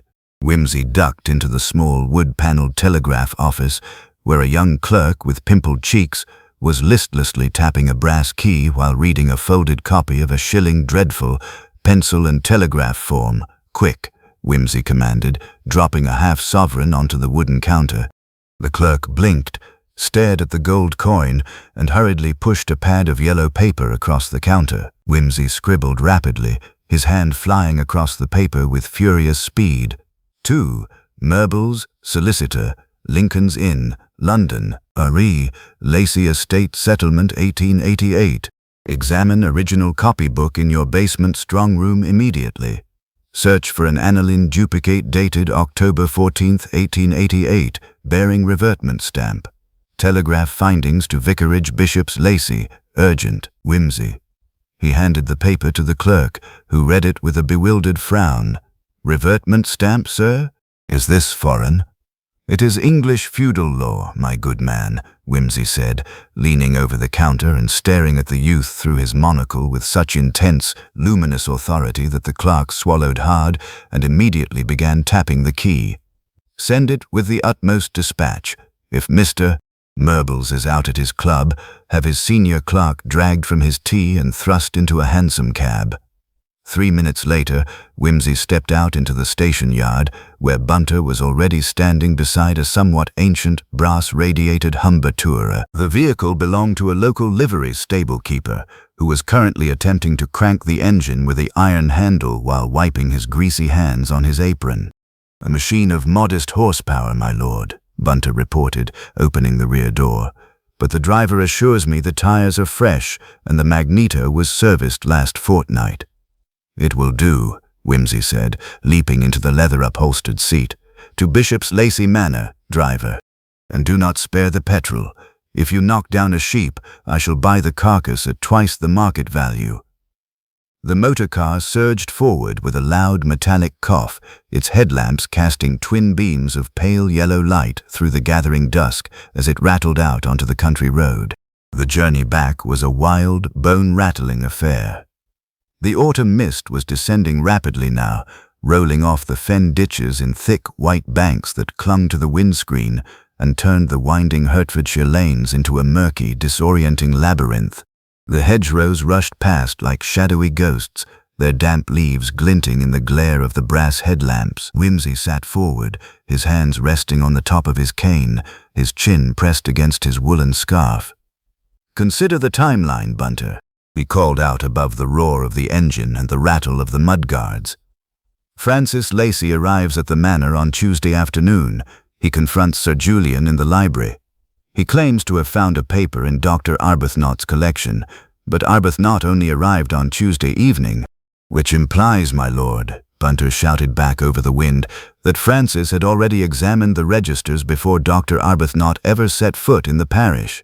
Precisely, Wimsey cried. Francis didn't find the paper in Arbuthnot's books. He found it in the vicar's manifold copybook in the study. He knew the vicar had a duplicate copy of the 1888 deed. And when Arbuthnot arrived, the vicar showed him the duplicate to prove that Sir Julian's possession was illegal. Arbuthnot realized that if Francis got hold of that duplicate, he could take it straight to London, prove the forfeiture, and force an immediate public sale of the entire estate, including the library. And so, my lord, Bunter added, the murder was not committed to hide the original document, but to destroy the duplicate before Francis could leave the parish with it. And where was that duplicate kept, Bunter? Wimsey asked, his eyes gleaming in the dark interior of the car. Not in the drawer well. Miss Agnes threw the original leather case down the well because she thought it was the only copy. The purple aniline duplicate, the copy that actually carries the legal force of the duplicate deed, is still somewhere inside the vicarage. The Humber rattled over the narrow stone bridge crossing the fen drain and swung around the final dark bend of the lane. Ahead, the massive square outline of St. Jude in the fens loomed out of the fog, its stone tower swallowed by the night. But as the car pulled up outside the dark, silent vicarage, Wimsey noticed a faint, warm glow flicking through the leaded panes of the study window. The very window that had been shattered by Dr. Arbuthnot's gunshot only 2 hours before. "Hold the car, driver," Wimsey whispered, stepping out onto the damp grass without making a sound. He gestured to Bunter, and together they crept stealthily across the overgrown lawn toward the dark house. The front door was still standing slightly ajar, just as Smedley's constables had left it when they escorted Miss Agnes and the vicar away. Wimsey reached the shattered study window and peered cautiously through the broken lattice. Inside, the room was dimly illuminated by a single oil lamp set upon the floor. Kneeling beside the open oak chest, the very chest that had contained the dry ice and chemical apparatus, was a figure wrapped in a heavy, mud-stained coat. It was not Inspector Smedley, nor was it one of his officers. The intruder was systematically prying loose the dark, carved oak paneling directly behind the empty chest, using a long iron cold chisel and a small wooden mallet to force the ancient timber away from the stone wall. Wimsey watched in absolute silence as the panel gave way with a sharp, splintering crack. The intruder reached deep into the dark cavity behind the wall and withdrew a thick, rectangular parcel wrapped in oilskin paper, tied securely with red silk tape. The oilskin was stained at the edges with a deep, unmistakable shade of bright aniline purple. The figure turned slowly toward the light of the lamp, revealing a thin, sharp face, dark eyes glittering with cold triumph, and a neat, grey mustache. It was Mr. Simmons, the quiet, respectable senior clerk from Mr. Merbles's London office, who had arrived on the noon train with the family trust papers. "A most impressive piece of carpentry, Mr. Simmons," Lord Peter said softly, stepping through the shattered window frame onto the study floor, his cane resting lightly in the palm of his hand. "Though I fear your employer, Mr. Merbles, would be profoundly shocked to find his head clerk engaged in housebreaking after office hours." Mr. Simmons froze, his hand still clutching the oilskin parcel against the breast of his dark overcoat. For a second that stretched like drawn wire, the only sound in the dim, ruined study was the slow, deliberate dripping of water from the broken window ledge onto the shattered glass below. The oil lamp resting on the flagstones cast long, distorted shadows across Simmons's sharp features, transforming the dry, pedantic law clerk into something sinister and avian. "Lord Peter," Simmons said at last. His voice did not tremble. It had merely lost its dry, legal deference, acquiring instead a cold, metallic flatness that belonged to a man who had calculated his risks to the precise fraction of a penny.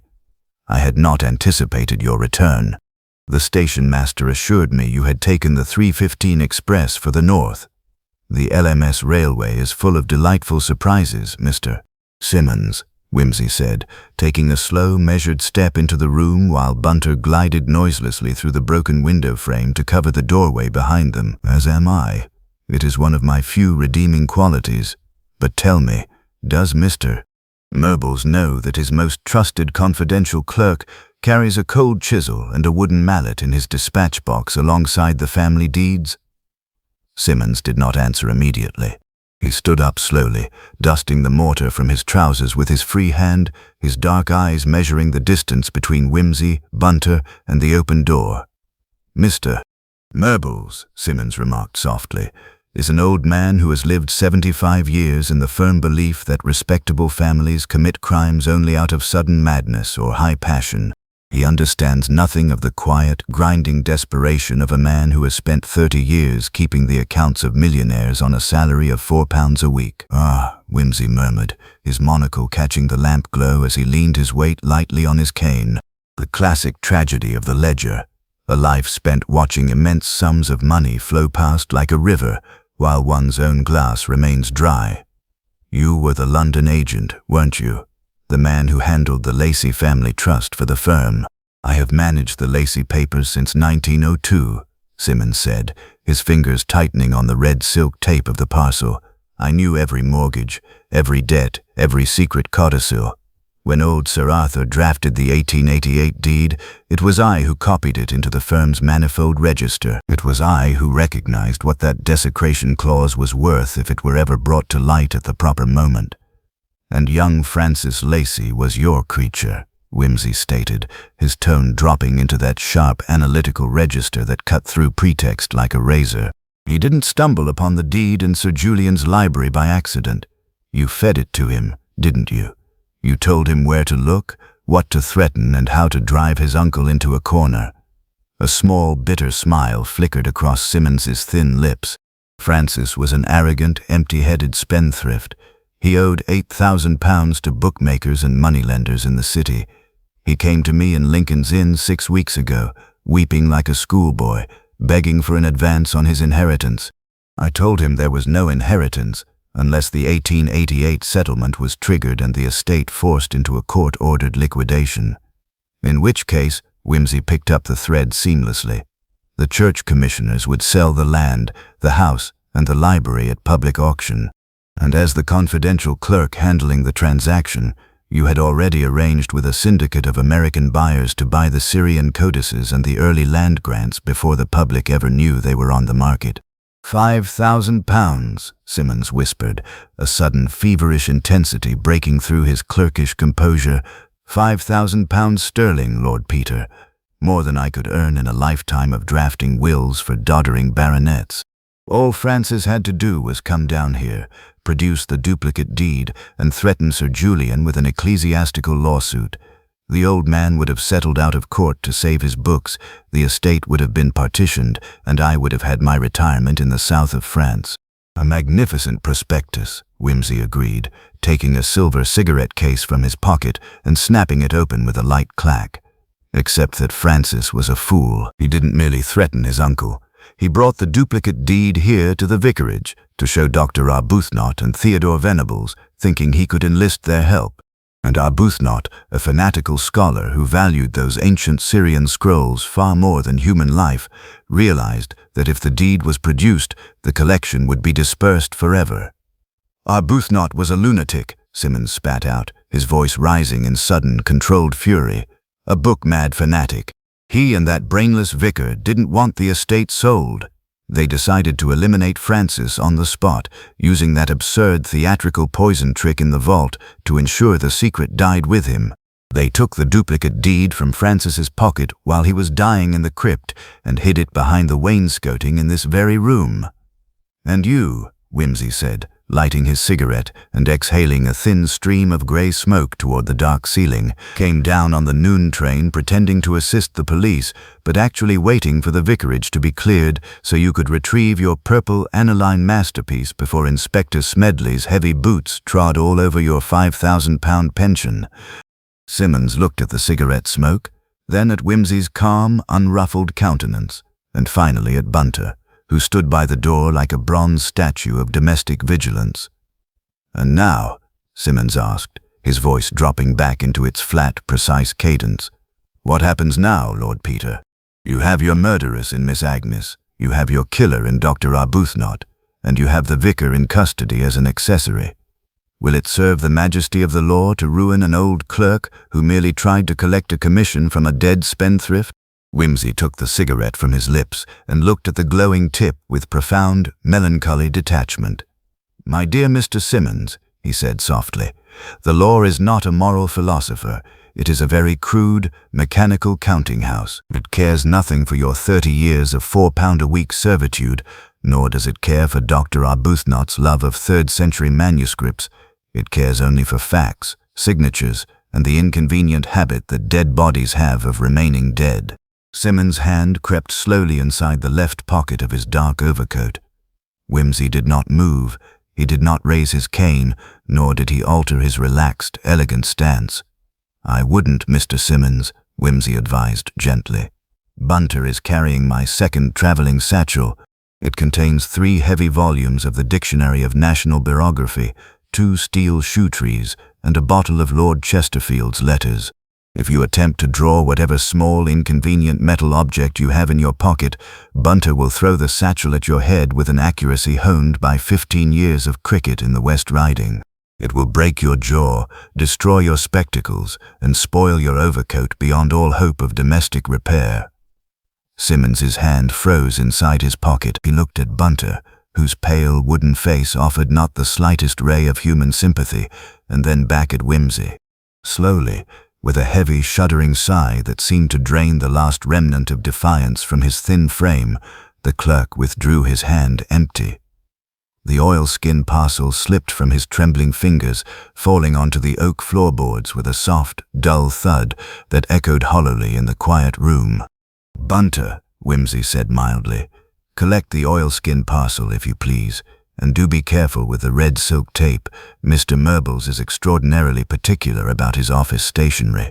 "Very good, my lord," Bunter replied, stepping forward with smooth, effortless efficiency, picking up the parcel and placing it neatly inside his leather bag alongside the specimen vial of laurel leaves and the draft of the Latin prophecy. Outside in the lane, the loud, rhythmic chug of a motorcar engine signaled the arrival of Inspector Smedley's transport. Heavy boots soon crunched upon the wet gravel of the drive, accompanied by the bright, erratic flashes of bullseye lanterns through the mist-shrouded windows. Inspector Smedley burst into the hall, his face still red from his exertions at the well, his truncheon drawn, followed by 2 constables carrying heavy iron coils of wet hemp rope. "Lord Peter!" Smedley roared, stopping dead on the threshold of the study and staring at the shattered wainscoting, the oil lamp on the floor, and Mr. Simmons standing motionless between Wimsey and Bunter. "What in the devil's name is this? We saw your motor car outside. Did someone else try to break in?" "No, Inspector," Wimsey said, turning with a brilliant, charming smile and flicking his cigarette ash into the cold fireplace. Mr. Simmons was merely performing a final, exhaustive audit of the parish records on behalf of Lincoln's Inn. He has just discovered the missing duplicate deed of 1888, hidden behind the wainscoting by the late Dr. Arbuthnot. Smedley blinked, his mouth gaping as he looked from the hole in the wall to the pale, shivering clerk. "The duplicate deed? Here?" "Precisely," Wimsey said, taking his hat from the desk and brushing a speck of dust from its crown. "A complete, legally binding duplicate, written in aniline purple, which settles the Lacey estate once and for all. You may take Mr. Simmons into custody as an accessory to conspiracy and fraud, Inspector. He will prove a most lucid, articulate witness for the Crown when Dr. Arbuthnot and Miss Agnes go on trial at the assizes." Smedley stared at Simmons, then at Wimsey, and finally let out a long, wheezing breath that blew his walrus mustache sideways. "Good God, Lord Peter, you find more evidence in 2 hours than the Hertfordshire Constabulary finds in a fortnight. It is merely a matter of understanding the proper use of aniline ink, Inspector," Wimsey said lightly, stepping toward the door. "And now, if you have no further need of my humble services, I believe the 3:15 express has long since departed, but the local carrier's trap can take us to the junction in time for the midnight mail train to Leicestershire." He turned at the doorway, looking back once at the dark, ruined study, the broken window, and the gaping hole in the oak paneling where 30 years of greed and pedantry had finally come to light. "Come, Bunter," Lord Peter Wimsey said softly, screwing his monocle into his eye with a final, ironic twitch of his brow. "The game is played out, the legalities are preserved, and my noble brother's wild pheasants are waiting." The heavy oak door of the vicarage closed behind them with a muffled, decisive thud, shutting out the flustered orders of Inspector Smedley and the low, defeated murmurs of Mr. Simmons. Outside, the night air had turned bitterly cold. The autumn mist had thickened into a heavy, wet drizzle that hung in the yellow beams of the Humbertura's headlamps, coating every blade of grass and stone wall in a glistening film of moisture. Wimsey turned up the velvet collar of his overcoat and stood on the damp gravel for a moment, listening to the dark stillness of the parish. The ancient stone tower of St. Jude in the fens rose above the churchyard wall, a hulking, silent monolith against the black sky. "The local carrier's trap, my lord?" Bunter asked, stepping alongside him with the leather satchel held securely under his arm. "A temporary fiction for the benefit of Inspector Smedley's vanity, Bunter," Wimsey replied, pulling his silver cigarette case from his pocket, only to find it empty. He snapped it shut with a quiet sigh and stowed it away. "Smedley is a good, plodding soul, but if he believes the curtain has fallen, he will secure his prisoners, write his reports, and leave the manor house entirely unguarded until tomorrow morning." Bunter's dark eyes reflected the dim glow of the car's lanterns. "You believe there is a further actor in this tragedy, my lord?" "Consider the ledger, Bunter. Simmons was the conspirator in London. Francis Lacey was the greedy puppet. Arbuthnot was the fanatic who sought to preserve the library by blood, and Miss Agnes was the tragic fool who tried to destroy the evidence in the drawer well out of misplaced filial love. but who pointed Francis Lacey to the vicarage study in the first place, who knew that Dr. Arbuthnot had brought the purple duplicate out of the secret wainscoting on Tuesday night. The vicar himself, my lord, Bunter hazarded softly, or perhaps Sir Julian. The vicar is a saintly simpleton whose mind is entirely occupied by 9th century liturgy and the repair of his parish roofs, Wimsey said, walking slowly toward the low stone wall that separated the vicarage grounds from the dark, brooding acreage of Lacey Manor. And Sir Julian is an invalid who has not left his wheeled chair in 3 years. No, Bunter. When Francis Lacey arrived on Tuesday evening, he did not come alone. He brought a companion, a gentleman who remained discreetly in the background at the village inn, claiming to be an art dealer from London, interested in the manor's tapestries. Mr. Charles Manning, my lord, Bunter said instantly, his formidable memory producing the name without a second's hesitation. Registered at the 5 Bells on Tuesday noon. He departed ostensibly on the Wednesday morning train, leaving 2 portmanteaus behind. Leaving 2 portmanteaus behind because he never intended to leave Bishop's Lacey until the true prize was secured, Wimsey murmured. He climbed over the low stone wall, his boots sinking slightly into the soft, mossy earth of the parkland. Manning was no art dealer. He is handsome Charlie Manning, the most accomplished runner of stolen manuscripts and illicit antiquities between St. Petersburg and New York. Simmons provided the legal blueprint, but Manning provided the capital and the buyer.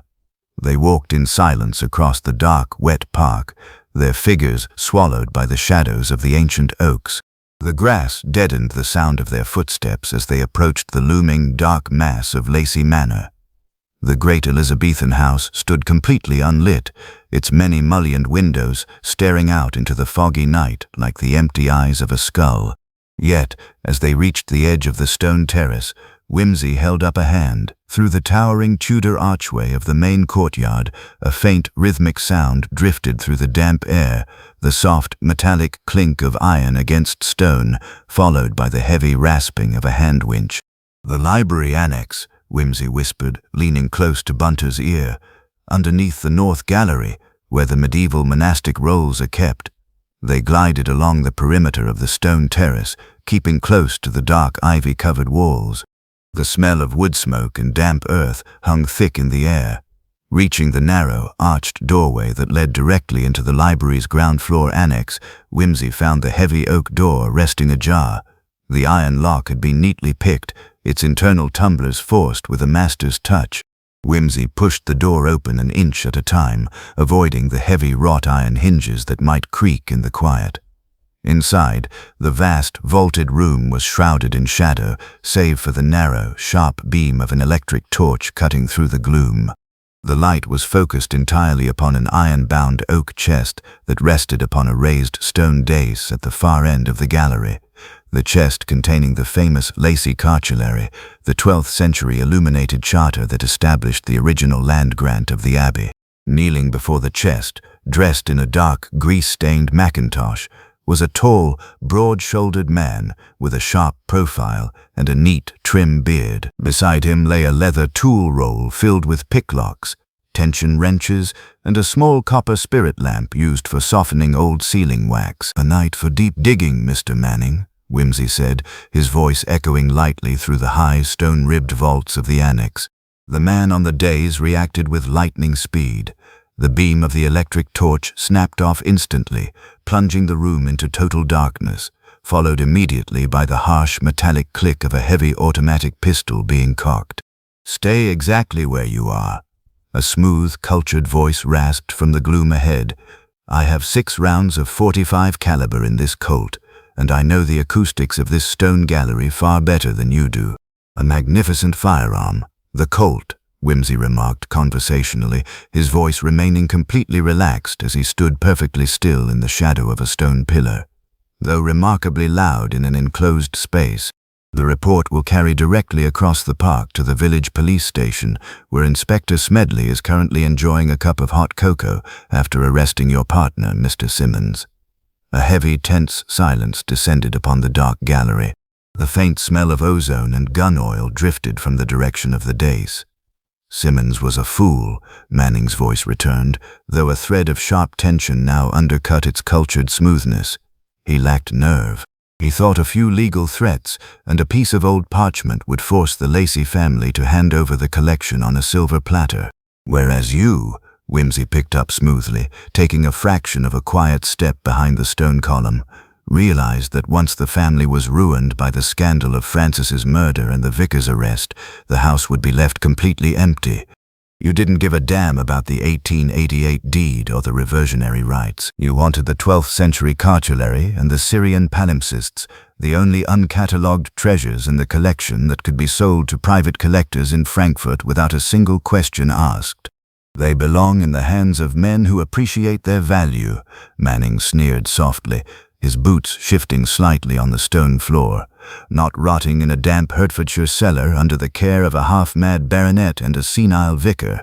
I have a buyer in Berlin who has already deposited 10,000 gold marks into a Zurich bank for that cartulary. A handsome sum, Wimsey agreed, though somewhat difficult to enjoy from the stone-breaking yard at Parkhurst Prison. Do you know, Manning, your error was remarkably simple. You assumed that because Dr. Arbuthnot used dry ice and prussic acid to kill Francis in the vault, he acted alone. A brief pause stretched through the darkness. Arbuthnot did act alone, Manning said, his voice dropping slightly in pitch. I watched him from the churchyard window. He followed Francis into the crypt after the altercation in the library. He followed him, yes, Wimsey said softly, but he did not prepare the vault. The chemical apparatus, the glass retort, the crushed laurel leaves, the acid release valve, was far too sophisticated for an elderly scholar whose scientific knowledge ended with medieval alchemy. Arbuthnot provided the theological justification, but you set the trap, Manning. You supplied the prussic acid from your art restoration kit, didn't you? You told Arbuthnot that it would merely render Francis unconscious long enough to recover the duplicate deed. A sudden, sharp intake of breath came from the shadows near the dais. Arbuthnot thought he was participating in a pious fraud to save the church property, Wimsey continued, his tone turning cold and incisive. He didn't realize until Francis stopped breathing that you had given him a lethal dose. You murdered Francis Lacey by proxy, Manning, using an old man's religious fanaticism as your weapon, so that you could sweep in during the confusion and clear out the library. You talk too much, Wimsey, Manning snarled. The dark gallery erupted in a blinding flash of yellow flame and a deafening, thunderous roar as the Colt discharged. The lead-heavy bullet shattered the stone masonry of the pillar just inches above Wimsey's head, showering the dark air with sharp fragments of limestone and dust. Before the echoes of the shot had even begun to die away against the vaulted ceiling, a heavy, dark shape launched itself through the gloom with mechanical, unstoppable force. Bunter had moved. Without a sound, the servant hurled the heavy leather satchel straight at the source of the muzzle flash. The solid leather bag, weighted with 3 volumes of the Dictionary of National Biography and 2 steel shoe trees, struck Manning full in the chest with the force of a battering ram. Manning let out a strangled gasp as the breath was knocked completely out of his lungs. He stumbled backward against the iron-bound chest, his arm flailing wildly, the Colt clattering uselessly across the stone flagstones. Before he could regain his balance, Wimsey stepped out from behind the ruined pillar, his heavy, silver-headed cane swinging through the dark in a swift, practiced arc. The silver knob connected cleanly with the side of Manning's jaw with a sharp, sickening crack. The art dealer groaned, his knees buckling under him, and collapsed face down onto the stone floor of the dais, completely motionless. Silence descended upon the library annex once more, save for the heavy, rhythmic breathing of Bunter as he calmly retrieved his satchel from the floor and dusted off the leather straps.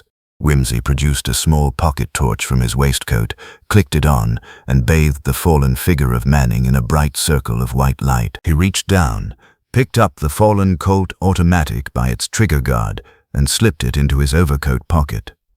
"A satisfactory piece of weight distribution, Bunter," Wimsey said, examining the shattered stone column with his monocle. "Though I fear the Dictionary of National Biography has suffered a slight dent to its spine." "A minor matter, my lord," Bunter replied, neatly adjusting his necktie and smoothing his damp lapels. The binding is sturdy cloth and can easily be restored by the binder in Duke Street. Wimsey looked down at Manning's unconscious form, then at the open iron chest containing the ancient, illuminated cartulary. "The timeline is complete at last, Bunter," Wimsey said, his voice reflecting a quiet, weary satisfaction. "The murder in the crypt, the missing duplicate behind the wainscoting, the fake suicide note in the drawer well, and the attempted burglary of the monastic rolls, all woven together by 3 separate threads of human greed, fanaticism, and despair." He turned toward the open doorway, where the heavy, hurried footfalls of Inspector Smedley and his constables were already echoing across the wet terrace outside, drawn by the sound of the gunshot. "Let us hand Mr. Manning over to the local authorities," Lord Peter Wimsey said, clicking off his torch and stepping into the damp night air. "And then, Bunter, we shall return to London. I find I have a sudden, overwhelming desire for a very cold bottle of vintage champagne and a very long, quiet sleep." The cold drizzle outside had settled into a steady, persistent downpour by the time Inspector Smedley, panting heavily and brandishing an iron-headed lantern, came bursting through the arched doorway of the annex with 3 constables in tow. The yellow light washed over the ancient stone vaults, illuminating the shattered column, the opened iron chest, and the sprawling form of Charles Manning lying insensate upon the dais. Smedley stopped dead, his boots slipping slightly on the wet flagstones as his gaze traveled from the unconscious art dealer to the quiet figure of Lord Peter Wimsey, who was calmly dusting stone grit from his velvet collar. "Good God, Lord Peter!" Smedley gasped, his chest heaving under his heavy woolen tunic. "We heard a shot clear across the park. We believed those rascals had returned for the vicarage." "A natural assumption, Inspector," Wimsey replied, his tone as light and pleasant as if he were greeting a neighbor at a garden party. "But as you see, the play was not yet entirely finished. While Mr. Simmons was busy working the legal lever in the study, his principal accomplice, Mr. Charles Manning, alias Handsome Charlie of London and Frankfurt, was attempting a more direct form of subtraction here in the library annex." Smedley stepped forward, lowering his lantern to shine it directly into Manning's pale, bearded face. "Manning? The fellow staying at the 5 Bells? The art dealer?" "The very same," Wimsey said, gesturing toward the open tool roll and the iron chest behind the fallen man. "A dealer, however, who trades exclusively in items that have no right to leave their owner's hands." He was in the middle of relieving the Lacey collection of its 12th century cartulary when we interrupted his labors. He fired 1 shot from a .45 automatic, which you will find safely tucked in my right overcoat pocket, before Bunter brought the full weight of British biographical history to bear upon his sternum. Bunter bowed slightly in the background, holding his leather satchel with immaculate, unobtrusive dignity. "A mere necessity of the moment, Inspector. The volume covering the letter G proved particularly effective." Smedley looked from Bunter to the heavy tool roll, then back to Manning, a mixture of awe and profound exhaustion settling over his weather-beaten features. "And you say this man was in league with Simmons and Dr. Arbuthnot?" "In league with Simmons, most certainly," Wimsey corrected, pacing slowly across the flagstones toward the doorway. "With Arbuthnot it was a far more sinister arrangement. Manning exploited the old scholar's obsessive devotion to the library. He convinced Arbuthnot that Francis Lacey's possession of the duplicate deed would lead to the immediate destruction and sale of the collection. It was Manning who supplied the prussic acid and engineered the chemical apparatus in the crypt, presenting it to Arbuthnot as a temporary measure to render Francis unconscious while they secured the paper. Arbuthnot was an old fool, Inspector, but he was not a murderer in his own intention until he saw Francis die before his eyes and realized he had been made the instrument of a cold-blooded assassination. "Mother of God," Smedley breathed, turning to his senior constable. "Harris, get the iron cuffs on this one. Take him down to the station cell along with Simmons. Keep them in separate rooms and put a man outside each door with a loaded truncheon." "A very wise precaution," Wimsey agreed, stepping past the constables into the dark courtyard. "Manning is a gentleman of infinite resource and 0 scruples. If you leave him with so much as a trouser button, he will likely pick your cell lock before midnight." The courtyard was dark and wet, the rain glistening on the cobblestones like oil. The pale beams of the Humber tourers' headlamps still shone through the Tudor archway, casting long, distorted shadows across the stone facades of the ancient house. Wimsey paused beneath the arch, his monocle dangling from his fingers, staring back at the towering, silent outline of Lacey Manor. "The tragedy is complete, Bunter," he said softly, his light, banter-filled demeanor dropping away to reveal the deep, cynical weariness that always overtook him at the close of a dark business.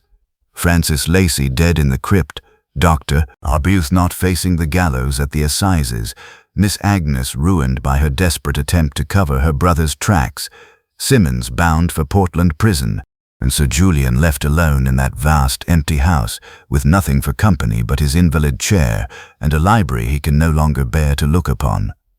"A most regrettable chain of events, my lord," Bunter remarked, falling into step beside him as they walked toward the waiting automobile.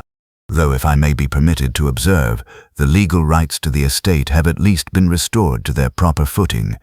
"The law," Wimsey murmured, climbing into the leather rear seat of the tourer and pulling his woolen scarf tighter around his throat, "is an extraordinarily clumsy broom, Bunter. It sweeps up the dirt, but it shatters the porcelain in the process. Driver, to Hitchin Junction. And this time, do not hesitate to push this mechanical marvel to the full extent of its modest capacity." The driver grunted, hauled on the iron handbrake, and let out the clutch. The Humber lurched forward with a heavy rattle, its wheels spraying wet gravel against the underside of the mudguards as it swung out of the manor gates and onto the dark, rain-swept high road. The journey back through the Hertfordshire night was a long, silent trial of endurance. The rain beat incessantly against the canvas hood of the open car, and the biting autumn wind swept in through the side curtains, carrying with it the cold, bitter smell of dead leaves and marsh mud. Wimsey sat crouched in his corner, his hat pulled low over his brows, his mind endlessly replaying the sequence of events, the dry inkwell in the vicarage, the smell of crushed laurel leaves in the cold crypt, the splash of the leather case hitting the dark water of the draw-well, and the sharp, aniline purple stain behind the oak paneling. It was nearly 11 o'clock when the motor car rattled up the incline toward the high, soot-blackened brick walls of Hitchin Junction Station. The platform was nearly deserted, bathed in the sickly yellow glare of gas lamps that flickered wildly against the driving rain. A single, heavy freight train was rumbling slowly through the central lines, its iron coal wagons clattering with a dull, iron roar that shook the wooden platform boards. Wimsey leaped from the car before it had fully stopped, tossing a pair of crisp 5-pound notes to the shivering driver. "My gratitude for your speed, my good man. Bunter, pray inquire of the porter whether the midnight mail from the north is running to schedule." "Very good, my lord," Bunter said, moving swiftly toward the glass-fronted telegraph and booking office at the center of the platform. Wimsey walked to the edge of the platform, leaning heavily on his cane, watching the great green engine of the freight train disappear into the dark, rainy abyss toward London. The steam rolled over him in a warm, white cloud, smelling of sulfur and wet coal, offering a brief, comforting contrast to the damp wilderness of the fens he had just left behind. A few moments later, Bunter returned, his wooden face revealing a slight, sharp wrinkle of concern between his brows. "The mail train is delayed by 20 minutes, my lord," Bunter reported, stepping close to Wimsey so his voice would not carry over the hiss of the escaping steam. "A signal failure near Stevenage, but that is not the primary matter, my lord." Wimsey turned his head, his sharp eyes catching the subtle alteration in his servant's posture. "What is it, Bunter? Has Mr. Murbles replied to my telegram?" "No, my lord," Bunter whispered, drawing a small yellow telegraph envelope from his pocket, an envelope that had clearly been handed to him by the station clerk only a moment before. "This telegram arrived 6 minutes ago from London. It is not from Mr. Murbles. It is from Inspector Parker at Scotland Yard." Wimsey took the envelope, tore open the paper seal with a swift flick of his thumb, and unfolded the thin sheet inside. He held it up to the pale light of the nearest gas lamp. The message was brief, coded in the sharp, laconic style of the Metropolitan Police. "Voy M.S.E. Voy. Hitchin Junction.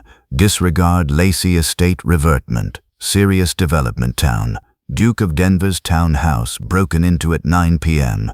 Private safe in study forced. No jewelry taken. Only item missing is second volume of the 1742 French Embassy dispatches. Parker. Wimsey read the paper once, twice, his monocle slipping from his eye and dangling at the end of its silk ribbon. A slow, strange smile touched the corners of his mouth. Not a smile of pleasure, but that sharp, luminous expression of sudden intellectual awakening that signaled the start of an entirely new, far more dangerous game. "Bunter," Wimsey said softly, his voice cutting through the hiss of the station steam like a silver blade. "My lord, my noble brother, the Duke, has many qualities, but a passion for 18th-century French diplomatic correspondence is not among them. Why should a burglar break into Denver House in Piccadilly, ignore £3,000 worth of the Duchess's diamonds resting on the dressing table, and carry away a single bound volume of state papers?" "Because, my lord," Bunter replied without a second's hesitation, "the volume contains something that was never intended to be printed in the dispatches." "Precisely," Wimsey cried, his energy instantly restored, his fatigue vanishing like fog before the sun. "The Lacey affair was merely the prelude, Bunter. Manning was not working alone for a syndicate in Berlin. He was working for someone far closer to Whitehall. The purple duplicate in the vicarage was only the key that unlocked the secondary chamber." The sudden, deep whistle of an approaching locomotive echoed through the rain-soaked night. Down the line, the glowing red eye of the signal gantry dropped with a heavy, iron clatter, and the bright, piercing headlamp of the London Express broke through the darkness, casting long, silver reflections along the wet rails. Wimsey turned toward the platform edge, his cane tucked securely under his arm, his felt hat set at its usual jaunty, rakish angle. "The Midnight Express, Bunter," Lord Peter Wimsey said, his eyes glittering in the gaslight with cold, unquenchable delight. "Step lively. We are going back to London, and the true hunt is only just beginning." The Midnight Express thundered through the wet darkness of the Hertfordshire night, its heavy iron wheels roaring against the tracks as it raced southward toward the amber glow of London. Inside the warmth of the first-class compartment, the rhythmic swaying of the carriage provided a stark contrast to the sharp, crackling tension that had settled between Lord Peter Wimsey and his valet. Wimsey sat with a yellow telegraph slip resting flat against his knee, tapping his long, slender fingers against the window pane. The dark, rain-streaked glass reflected his drawn features and the sharp, analytical glint in his eye. Across from him, Bunter had already stowed their luggage on the overhead rack and was quietly unpacking a leather pocket notebook, his silver pencil poised with motionless precision. "The 1742 French Embassy dispatches," Wimsey murmured, his voice barely rising above the deep, mechanical hum of the locomotive. "Consider the absurdity of it, Bunter.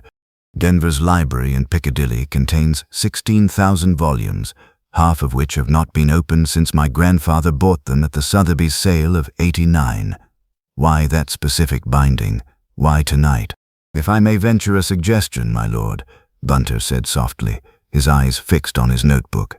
"When we examined the late Dr. Arbuthnot's private papers in the vicarage study, there was a small cataloguing card tucked into his 9th-century altar book. It bore a shelf mark in an copperplate hand, D.H. Lib, Vol. 2, 1742. At the time, I took it to refer to the Lacey collection." Wimsey swung round in his seat, his monocle snapping into his eye with a sharp, decisive movement. "Good God, Bunter, you didn't mention that."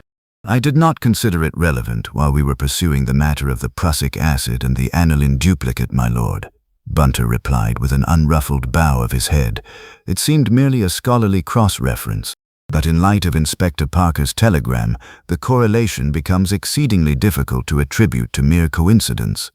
"Coincidence?" Wimsey scoffed, leaning forward and resting his elbows on his knees.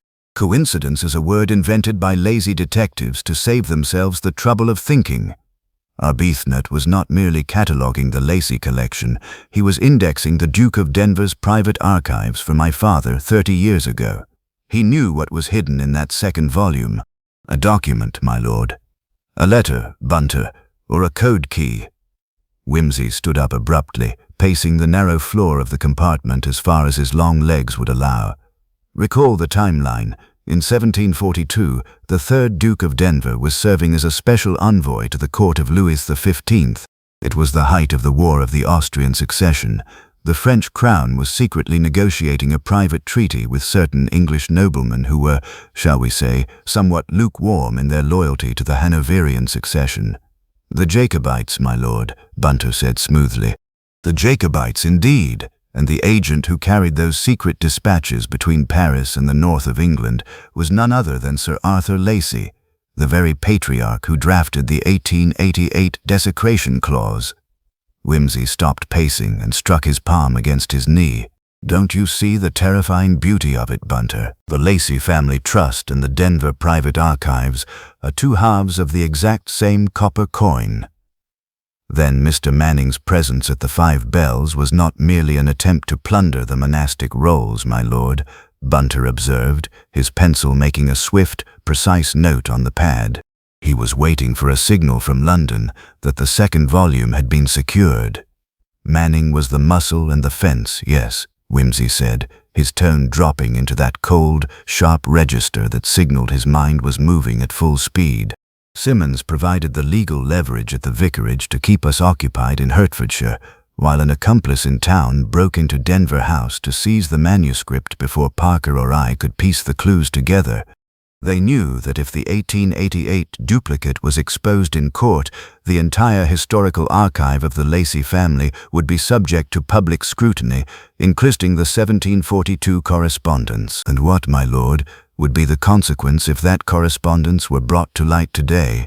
Wimsey turned back to the dark window, watching the distant, scattered lights of the London suburbs begin to flicker through the driving rain. "The consequence, Bunter, is that certain land grants currently held by the Crown, grants upon which the entire Western Railway expansion and 2 major naval dockyards are built, would be revealed to have been acquired through a fraudulent act of treason under George II. It would trigger a legal and financial scandal capable of bringing down the entire cabinet." The train gave a long, echoing whistle as it cleared the outer signals of King's Cross Station. The speed slackened, the heavy iron brakes grinding against the wheels with a shower of orange sparks that flashed against the dark tunnel walls. 10 minutes later, the Midnight Express glided into the vast, soot-stained cavern of King's Cross. The platform was shrouded in a thick, yellow London fog that had rolled off the Thames, smelling acridly of coal smoke, damp wool, and river mud. Gas lamps glowed like pale, sickly moons through the gloom, casting long, distorted shadows across the wet wooden planks. As Wimsey stepped out of the compartment, a tall, angular figure in a dark trench coat and a bowler hat stepped forward from the shadow of a cast-iron pillar. The man had a quiet, square-jawed face and sharp, tired eyes that had seen too many midnight crime scenes. "Peter," Inspector Charles Parker said, stepping forward and offering a brief, firm handshake. "I got your telegram from Hitchin. I brought the police car round to the side entrance." "Charles," Wimsey said, his eyes scanning the fog-bound platform with quiet vigilance. "You look as though you haven't slept since Tuesday. How bad is it at Piccadilly?" "Bad enough," Parker grimaced, turning to lead the way through the iron ticket gates. "The Duke is in an absolute fury. He's threatening to complain to the Home Secretary because the division commander asked him whether the lock on his study safe had been oiled recently. Gerald always reacts with territorial indignation whenever the police enter his house," Wimsey remarked, catching up to Parker's long stride, while Bunter followed a respectful 2 paces behind with the bags. "Tell me about the break-in. Was it a professional job?" "A master's job," Parker said quietly as they emerged into the damp, echoing courtyard where a black Wolseley police saloon was idling smoothly beside the curb. No forced doors, no broken windows. The intruder entered through the terrace entrance using a skeleton key that would make a master of the locksmith's company green with envy. The safe in the library, that heavy Milner box behind the Reynolds portrait, was opened with a copper drill and a small charge of thermite, clean, quiet, and completely efficient. "Thermite?" Wimsey raised an eyebrow as he climbed into the back of the police car. "That doesn't sound like the ordinary London cracksman, Charles. Thermite requires specialized chemical knowledge and military-grade materials. Precisely, Parker said, slipping into the seat beside him and closing the door with a dull, heavy thud. And there's something else, Peter, something that doesn't fit. The police car pulled away from the station curb, its tires swishing against the wet asphalt as it navigated the dark, deserted streets of Bloomsbury toward the West End. The street lamps flickered past like ghostly beacons through the yellow smog. "What doesn't fit, Charles?" Wimsey asked, leaning back against the leather cushion and pulling out his monocle. Parker reached into his heavy overcoat pocket and produced a small, velvet-lined card box. He opened it carefully, revealing a single twisted fragment of charred paper no larger than a postage stamp. "We found this on the carpet directly beneath the safe," Parker explained, holding the box under the small interior roof light of the car. "The burglar tried to burn his notes before leaving. Most of it was reduced to fine grey ash, but this corner survived." Wimsey took a pair of small silver tweezers from his waistcoat pocket, carefully lifted the charred paper, and held it close to his eye. The scrap was scorched black at the edges, but across the center, written in a fine, elegant, copperplate hand using bright purple ink, were 2 words and a partial date: Revertment 1742, October 14th. Wimsey stared at the purple script, his breath catching slightly in his throat. "Aniline purple," Wimsey whispered, his voice laced with a sudden, razor-sharp edge of excitement. "The exact same chemical ink used on the duplicate deed in the vicarage study in Hertfordshire." "Then it's the same syndicate," Parker said grimmily, staring out at the foggy outline of Piccadilly Circus. "Manning wasn't working alone, and neither was Simmons." "No," Lord Peter Wimsey said, his monocle catching the street lamps as the car turned onto the long, quiet stretch of Piccadilly toward Denver House. "Simmons and Manning were merely the tentacles, Charles. The brain that directs them is right here in London, and that brain has just spent 30 minutes inside my brother's private library." The black Wolseley saloon glided to a smooth halt along the wet curb outside Denver House, its tires splashing through the thin film of rainwater that pooled against the stone gutter. The massive, neoclassical facade of the Piccadilly mansion loomed out of the yellow London fog, its tall arched windows dark save for the row of brilliant lights blazing from the first-floor library. A lone constable, his dark oilskin cape gleaming under the street lamp, stood watch by the heavy wrought-iron gates, stepping forward to salute as Parker and Wimsey alighted onto the pavement.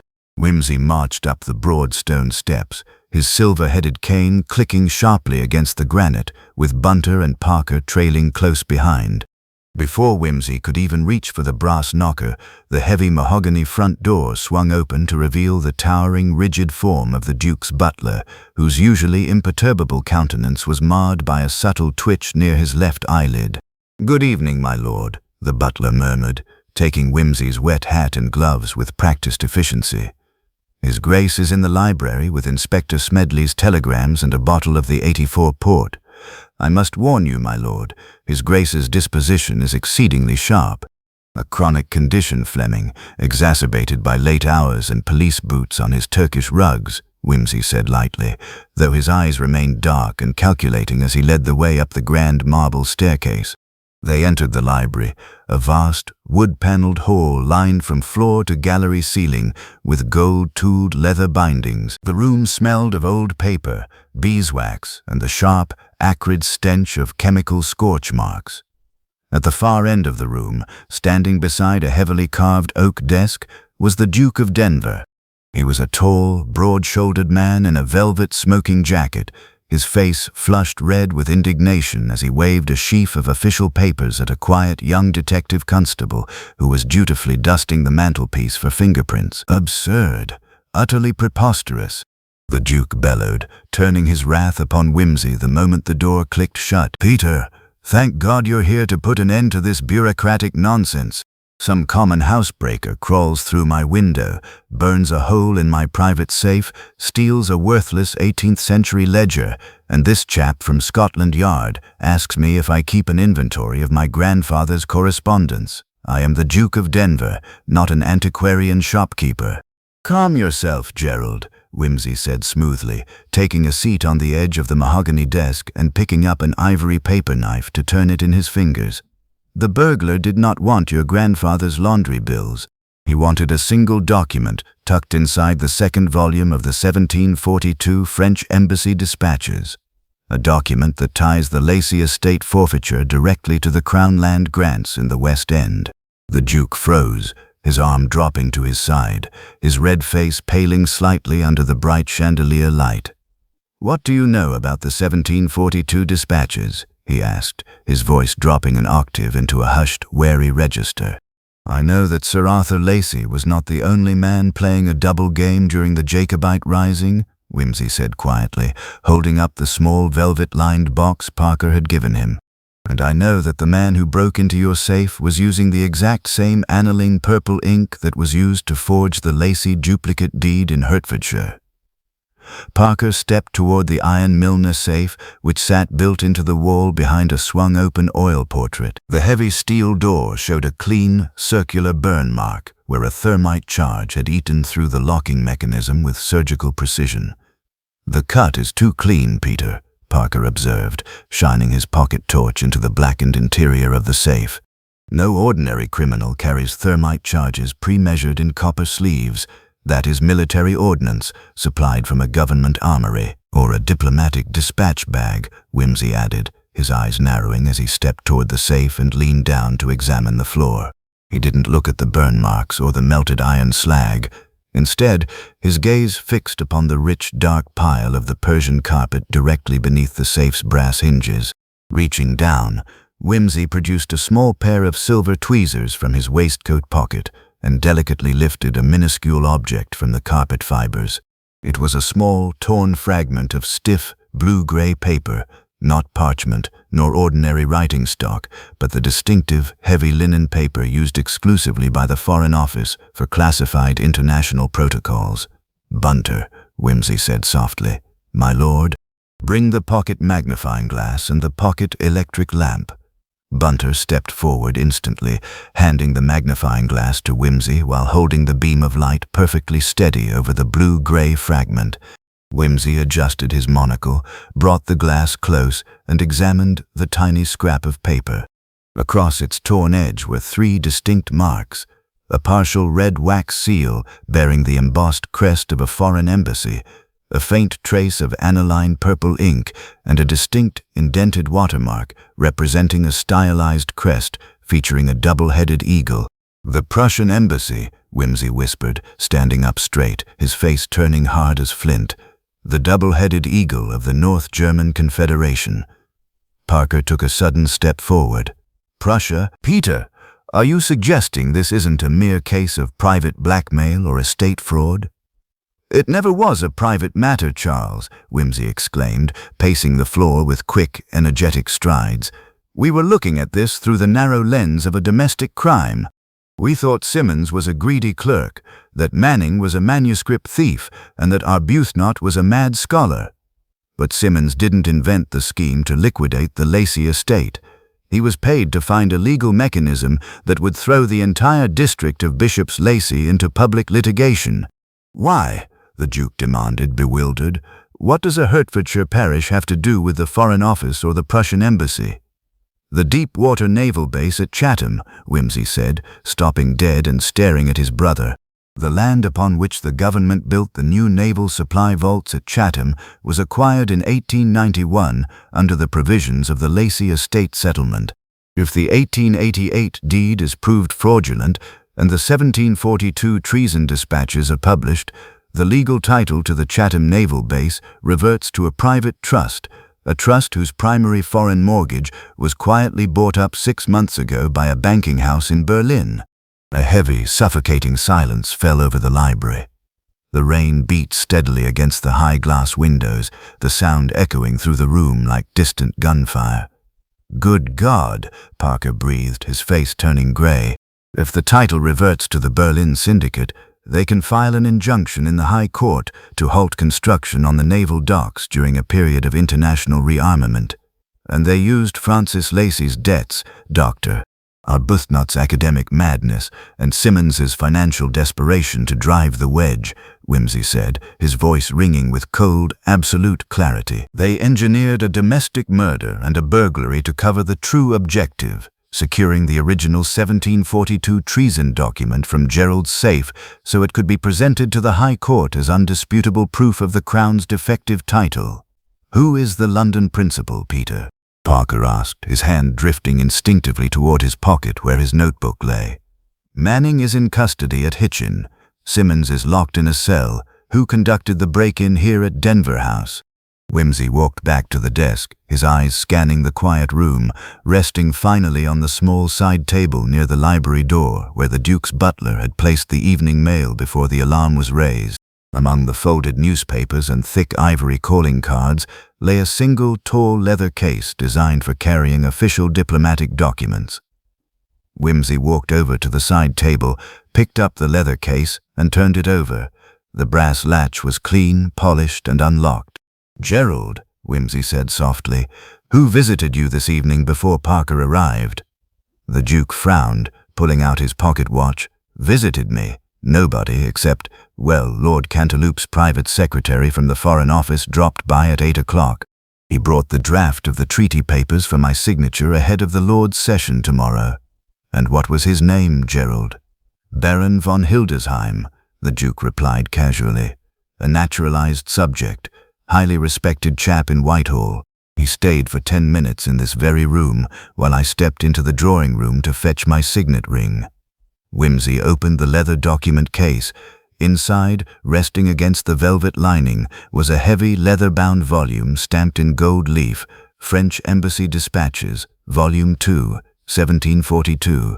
Tucked between its yellowed parchment pages was the original 1742 secret protocol, its bright aniline purple cross-examination notes, still fresh and distinct. Von Hildesheim had forced the safe, extracted the book, placed it in his dispatch case, but had been forced to abandon the case on the side table when Parker's police car pulled up to the front entrance with its sirens blaring. "He couldn't risk carrying it past the police officers on the steps," Wimsey said, a slow, grim smile spreading across his face as he closed the leather case and snapped the brass latch shut. "He left it behind, intending to return for it tomorrow under the guise of official diplomatic business." Parker stepped forward, his eyes gleaming with determination. "Baron von Hildesheim is currently residing at the German Embassy in Carlton House Terrace. I can have a warrant issued from Bow Street within the hour." "No warrant will be necessary, Charles," Lord Peter Wimsey said, picking up his cane and hat with a smooth, effortless gesture, his eyes sparkling with that familiar, irrepressible wit. "The Baron is a diplomat. He appreciates proper form.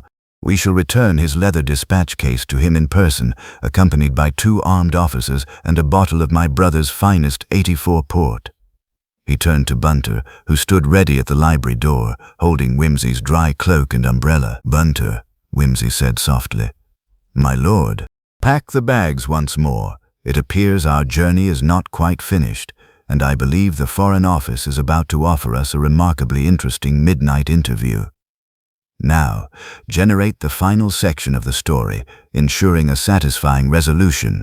Maintain the logical progression of clues and character arcs, delivering the final reveal smoothly while keeping the ending impactful and true to the detective's style."